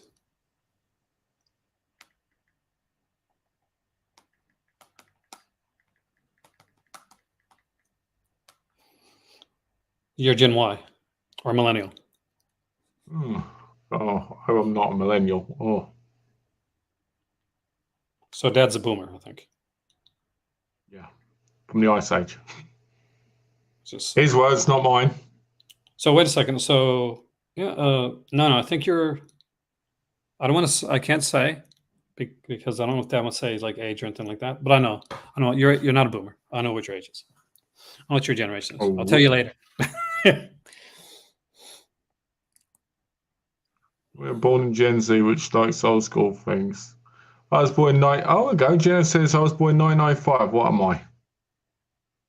1995. You would definitely be. I think you're a millennial. Wow, Gino, you're so young. This is a generation game, by the way, guys. It's become the generation game. Whoever's got the oldest thing wins a prize. You're a Gen Z. You're Gen Z, Gino. Yes, the great Video Nasties era, Keg, which is something I would love to do a video on. I love Video Nasty stuff. I'm fascinated with the Video Nasties era. Great documentaries that were put up by Severin, and I could easily talk to you about that stuff. That'd be incredible. Get out our Video Nasties collections, what we got. That'd be actually make for a good video. It would. This has been an all over the place video, but this was meant to be an all over for those that like have come in for the first time. Just to let you know, like this has been a weird weekend for me. So I literally, this is a super healing video for me right now, like 100%. I've been going through some things tonight after last night, after coming on here and everything that happened and finding out the next day, like how monumental of a thing that had happened around here. So I came on here like to have fun with people, which is why I picked the best person to come on with. I'm Gen X. I'm literally Gen X. By the way, for those that want to know, the name Gen X was made up by an author by the name of Douglas Copeland, who wrote a book called Generation X, and good author too. Really good book, Girlfriend in Coma, also really good book by Douglas Copeland. It was in 1999 per month when I've been able to see most of these films. I have to remember. So here's the thing. Here's the difference when it comes to a lot of this stuff. Is that my generation, like Dad's generation, like put you like in film. We're gonna put this in film terms. Had to go to theater to see films. And if you want to see films later on, like in like the 60s, 70s, you could buy 8mm versions of films. So just think of it. So you got like a Nice Thousand Desires, right? This movie is what, like 94 minutes long. An 8mm version of that film would at a max be like 13, 14 minutes long, usually. So that's what you get. You get a truncated 13, 14-minute version of a film. You want to That's see where you the get Mummy? some from us extras. Yeah, you want to see the Mummy? Here's a 14-minute version of the Mummy. Fantastic. That's what you get. But that's the whole thing. That's what you got. It wasn't until CEDs came out. And CEDs didn't like really catch the world on fire. CEDs never really took out that much. So that we started to get like movies, like full movies. And after CEDs, VHS came around. And it was VHS, it was a war between VHS and beta. So my generation is the VHS generation. We grew up with the VHS stuff. We grew up like with going to video stores, trying to get VHS, tape trading online if you're a wrestling fan. If you wanted to see like different movies that were uncut, you'd have to go out, buy your Video Search Mammy book, cost you $5, look through the book, choose your movie, pay your $25, wait a month and a half, come in the mail, get it come. There's none of this. Oh, it's on what streaming service is on, or hey, what's the boutique version of this? Yeah. No, you didn't get this. You didn't get this at all. You got to remember, before the censors, none of these VHS that came out were censored. Exactly. And then when they come out, they censored them and they were seizing them, and that's what caused that. So people were seeing the movies. It was just highly illegal. Oh, is this not out film? No, like there's like I guess there's some sequences in it. Like if you're younger, don't watch it. Like you can buy the O. Edison. You can buy the O. Edison set on here in England for like £300. Gino says, "Oh, I thought I was the best person to be on with." You are a great person on here too, and you will be back on again. We already talked about that. We're getting you back on. Knowledgeable when it comes to his stuff. Holy crap! Here's the thing. You want to say like Gino's a younger guy. Gino knows way more about old school westerns than I know. Like a million. Oh, he knows more than I know about him. Like I was blown away. Al Amson collection. Yeah, actually, I bought that one. Let's see if I can show you something here real quickly.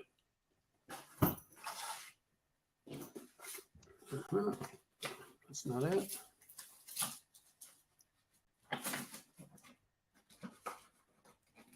Thanks for sharing my link, by the way, Gino, for the diabetes donation charity thing. I really appreciate that. Oh, we did? Perfect. Yeah. Have I not shared? I haven't shared it yet because I'm a bastard. I have to share.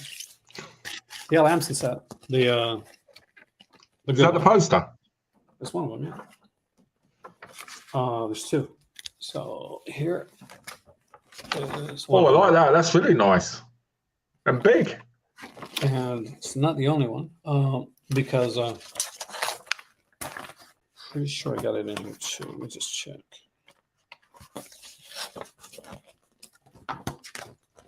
But shocker. It's a mixed bag, Sean, when it comes to Al Adamson. Very mixed bag. Some of them are really good and some of them aren't. That's nice. So this is that. That's the documentary, isn't it? Yep. So this is there's Xander Volkov's like autograph right there. Oh wow! I didn't notice that first. Gary Kent. Was it Joe? Bad Carlos, Marilyn Jess. Some great like. Excited to have. So this I bought the limited big special edition of this one came in. Yeah. Luckily, it does not cost $500. As I said, we talked about it at the beginning of the video, actually. Like, you lucked out on it, really, when you think about it. I did. Like, well, here's the thing. It's weird, isn't it? It's weird. Some of those sets sell out, and some of them just are there for years. Well, look at the when Arrow put out they put out two different editions of the Herschel Gordon Lewis set, right? They put out Shock. Yeah, I've got the big one. Yeah, the massive one, right? How quickly that's like so quick.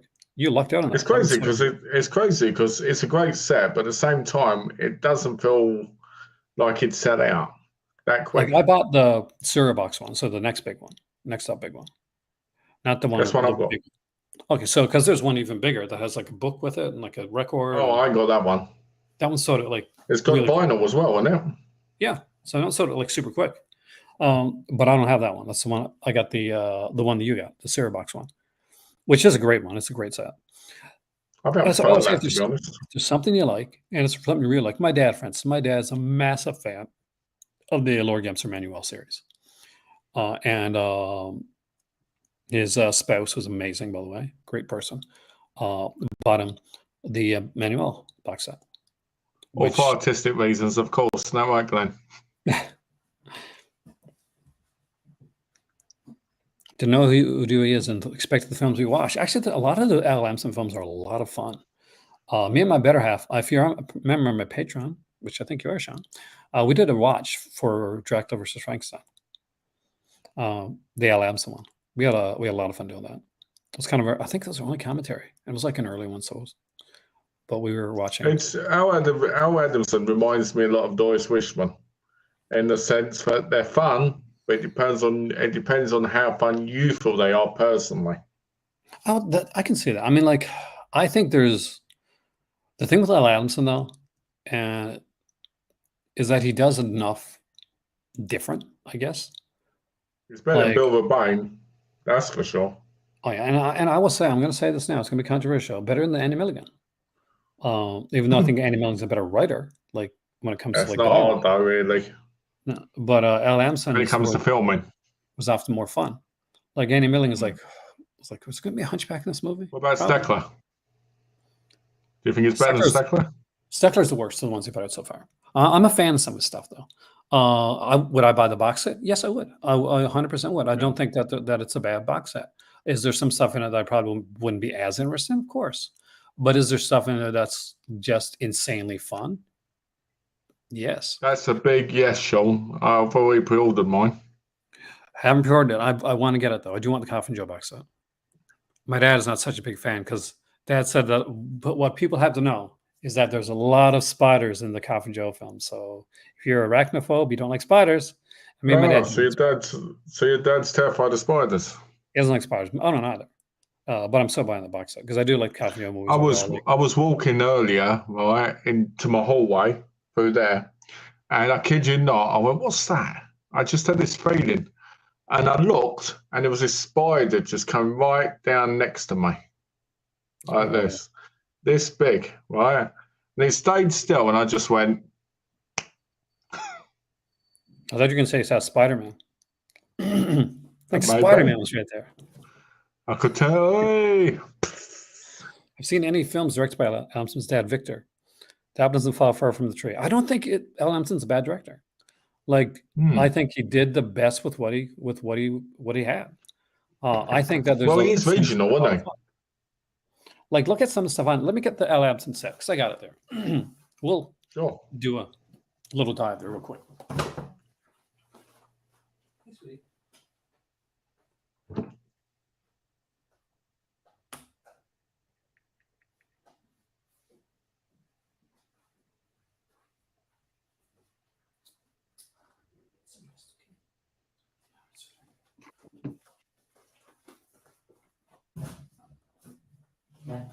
Had to stop and pet my cat Holly there. So 32 films. It is a lovely box set, to be fair. We got on here Blood and Flesh, The Real Life and Ghastly Death of Al Lamson, which is an absolutely amazing documentary.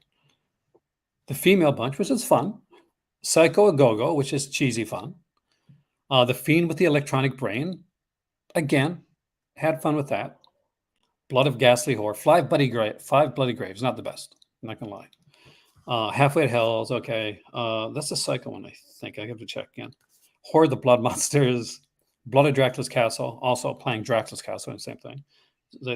The Fakers. Hell's Bloody Devils. I know that's a biker one, I think.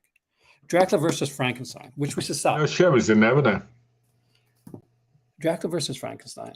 Initially, when that one's being made, it was a biker movie. It had no Dracula. It had no Frankenstein. It changed a lot. There's Sherry's in that box, right? Yeah, there's Sherry's in here. We got Brain of Blood, Satan's Saddest, which is a really good one. Actually, I'll go down. There's Satan's Saddest, a fun film. Angels, Wild Women, The Naughty Stewardesses, which I'm sure Malcolm appreciates. The Blazing Stewardesses, Girls for Rent, Nurses for Sale, Jesse's Girls, Black Heat, Death Dimension with Jim Kelly, Mean Mother. That's a good film, actually. Uncle Tom's Cabin, which was a big film back in the big controversial film. The Dynamite Brothers, Jim Kelly as Black Samurai, School's Out at Sunset Cove, Cinderella 2000, Nurse Sherry, his kids movie Carnival Magic, which I have a T-shirt for, and Lost. So that's the 7 Kids one, isn't it? That they released. Yeah. Yeah. So came with this book with a whole bunch of stuff in it. It's funny because Nurse Sherry is now out of print in that set and from Vinegar Syndrome. Yeah. And there's a whole ton of stuff on here. Great stuff. Look at this movie time. Like, I love these kind of covers. And it's controversial. I know some people aren't a fan, but I actually really love these book things. And I think people get nervous because back in the day when DVDs were done like this, it was easy to scratch. Blu-ray is a lot harder when it comes to that. And even they reckon the bad biology is in a case like that, and it's like ultra tight. I hate when they're ultra tight. You got to be careful with stuff like that. I like that poster, that one, the brain one. Brain one right here. That's a nice one, huh? Yeah, that was a beautiful poster. And they got we got commentaries, like interviews, that type of stuff. Look at the poster for Blood and Drax's Castle. Look how fun that is. Lovely. Some great artwork, some great stuff. Hell's Bloody Devils. Like, there's a nice combination of stuff here. You want to watch? They just don't make posters. They just don't make posters like they used to, do they? Oh, they do not. I can't show the poster to the Naughty Stewardesses or the Blazing Stewardess. That's a good one. Or Jesse's Girls. Holy crap. I guess to answer Sean's question, there is a lot of nudity. Yes, there's a ton of gratuitous nudity. If you've never seen Nurse Sherry, that movie alone. Good burger home with a good burger, might take your order. Actually, I didn't know Good Burger 2 was a thing, to be honest with you. You didn't know? You didn't know it was announced? That's a while ago. No, actually, I'm not. See, here's the thing. Have I seen Good Burger? Yes. Does it have the same effect on me that it would if I was a little bit younger? Probably not. Because I was not like a Good Burger guy. I didn't, that wasn't kind of I wasn't that you don't like you don't like a good burger, then you like them when they're bad and soggy. If I want a bad burger, I go to Quick Burger here in Morocco. That has some pretty bad burgers, man. I'll be honest. Go on. No, go ahead.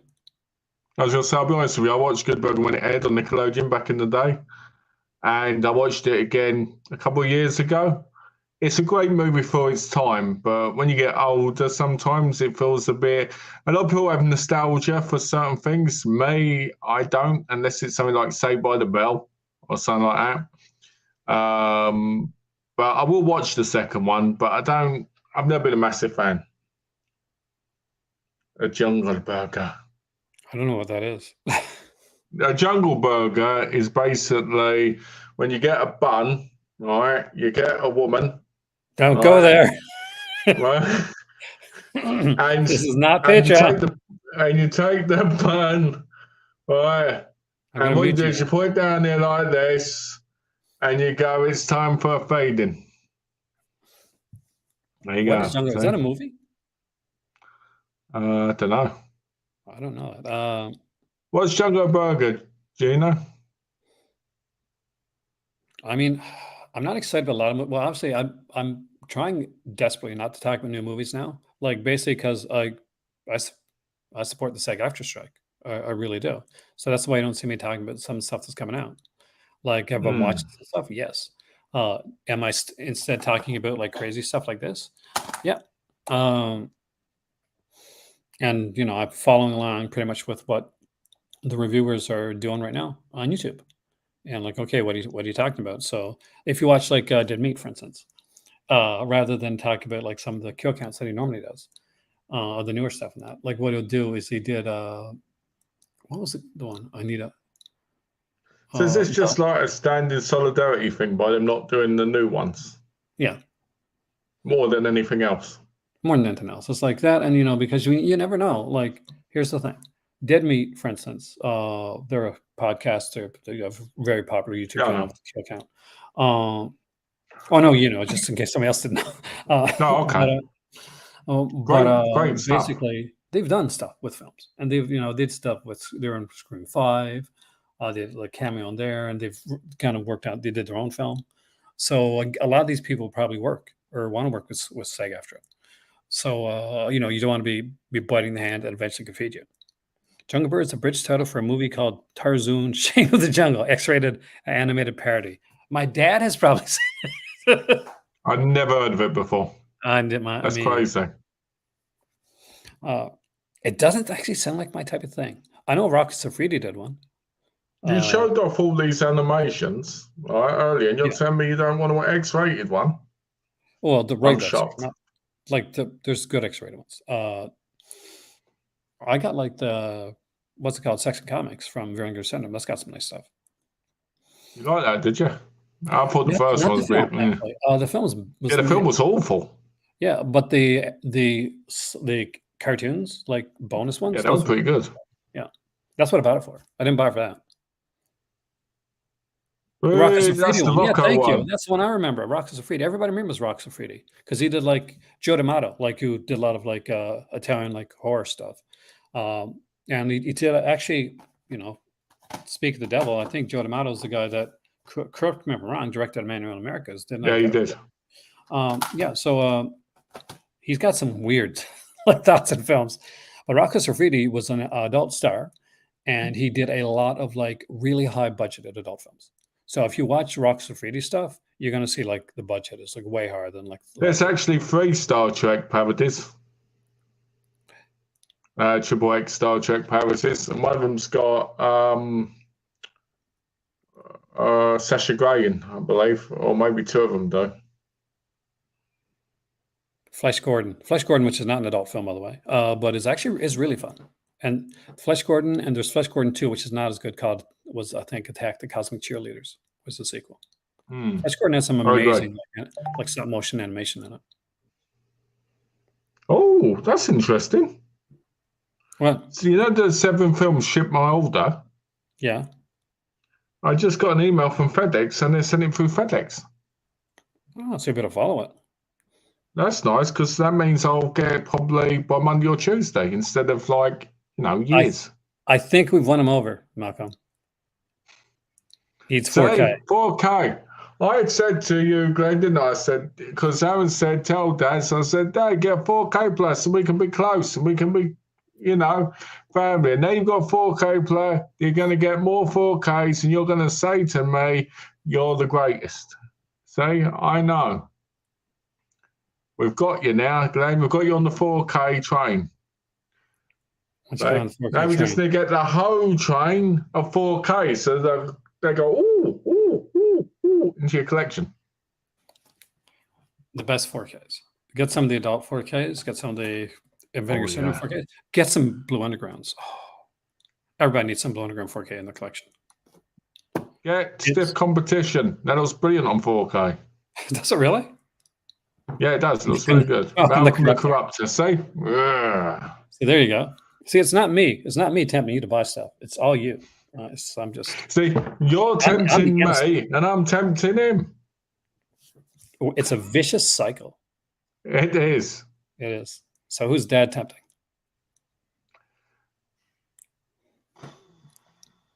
That's the thing you find out. Well, you obviously, since you're always asking for if he's seen these adult movies. There you go. So that's it. Well, Dad got me into this in the first place. Well, I would not know who Tinto Brass was if it wasn't for Dad. Or All Ladies Do It, which is one of my favorite films. I absolutely adore that. I love that film. That film, I kid you. The woman in that film blows my mind. Oh, man. Yeah. Sasha Grey, she was really, really hot back in the day. Is she still out though? Like I thought she still was. Yeah, I think it's funny. I was watching one of her videos, and she said that everybody makes jokes about a crooked smile, and she said nobody thought about when she was doing things in the industry. Nobody went, "Oh, what's that crooked smile?" They didn't seem to focus on that. Did you see that movie that she did, like a horror film, kind of a thriller, I guess? Oh, Open Windows with Elijah Wood. She's actually quite a good actress. She is. She's a very good actress. I saw a video recently, and they were talking about, no, it's not a video, it's a podcast. That's a lie. And they were talking about like remakes and stuff of films, and they talked about Maniac, and they said that Maniac, like when they did the Maniac remake, that like Elijah Wood was like, oh, that was stunt casting because it was a big name. No, Elijah Wood's a I like the remake. he's a massive horror fan. Like he knows his horror. Yeah, she is. Yeah, she is. She does a lot of stuff. She's like Tracy Lords, kind of moved into the industry. I'll be honest with you. But it's actually great. The amount of crazy stuff she did, she doesn't ever need to go back to that because there's tons of stuff out there of her doing everything. And I think she's doing good, like with stuff that she's done since then, hasn't she? Yeah, she's got a whole She's got a whole thing, isn't she? Like YouTube, like podcasts and all that. Well, you have to nowadays. You got to have like Alon. And all honesty, it doesn't matter. Like we are, like it's your presence, your social media footprint matters. Have you ever gone to like looked at a company or maybe a school or something like that, and they'll say, "Well, we don't have a website yet. We don't really have a social media presence." And you're like, it's hard to trust them then. Yeah, I mean, you're like, are you sure? Like, are you sure? Like, but there are like legit places that really just haven't got onto that yet. I worked at a place, and where I started their social media presence because they just weren't there. And I'll tell you how it was. This is not saying anything bad or at school, because I'm not going to say the name of the place. But when I went there and I went to their computer, it's only a few years back, not a long time ago, by the way. They had 3.5-inch floppies.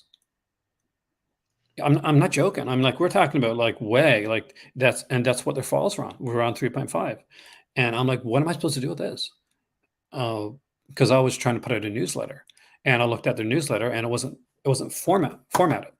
So for those that don't know, when you if you got a newsletter, stuff like that, then you want to make sure that you can read it on like on your iPhone. So here, let me just open up an email, just random email for here, like Sunrise Records, for instance. Okay, so Sunrise Records right here. You can just see Sunrise Records. Just see it, yeah. But it's because there's a little bit of code, actually, a little tiny bit of code that formats it, so you can actually, because if not, it looks like a jumbled mess when you open it up. It's like what they say about HTML and all that stuff. It is, yeah, like it's the whole thing. Like it's just basic, like early programming stuff like that. You really gotta understand, I guess. And it doesn't take a lot to understand that. It's not like learning Python, and even that is not super in depth. Yeah. I never bothered to learn it, but I almost did for a while. Almost, but never did, eh? Nope, I didn't go to the Python. I did not grab the Python train. What's the best company putting out Herschel Gordon Lewis films? Arrow Video, 100%. Get Arrow Videos released for Herschel Gordon Lewis. Yes, definitely. They look great for what they are. They look great for what they race as good as they could. Yeah, it's the best they can look. I can show you. Or if you want, you can pick up the 3 early ones from Vinegar Syndrome, which aren't very good. Let's be honest. Let's be blunt. There's a reason went into covers. Yeah, there's a reason went into splatter films because he did not do well to Nudie Cuties. I'll be honest with you. When you think that was their first release as well, that's crazy.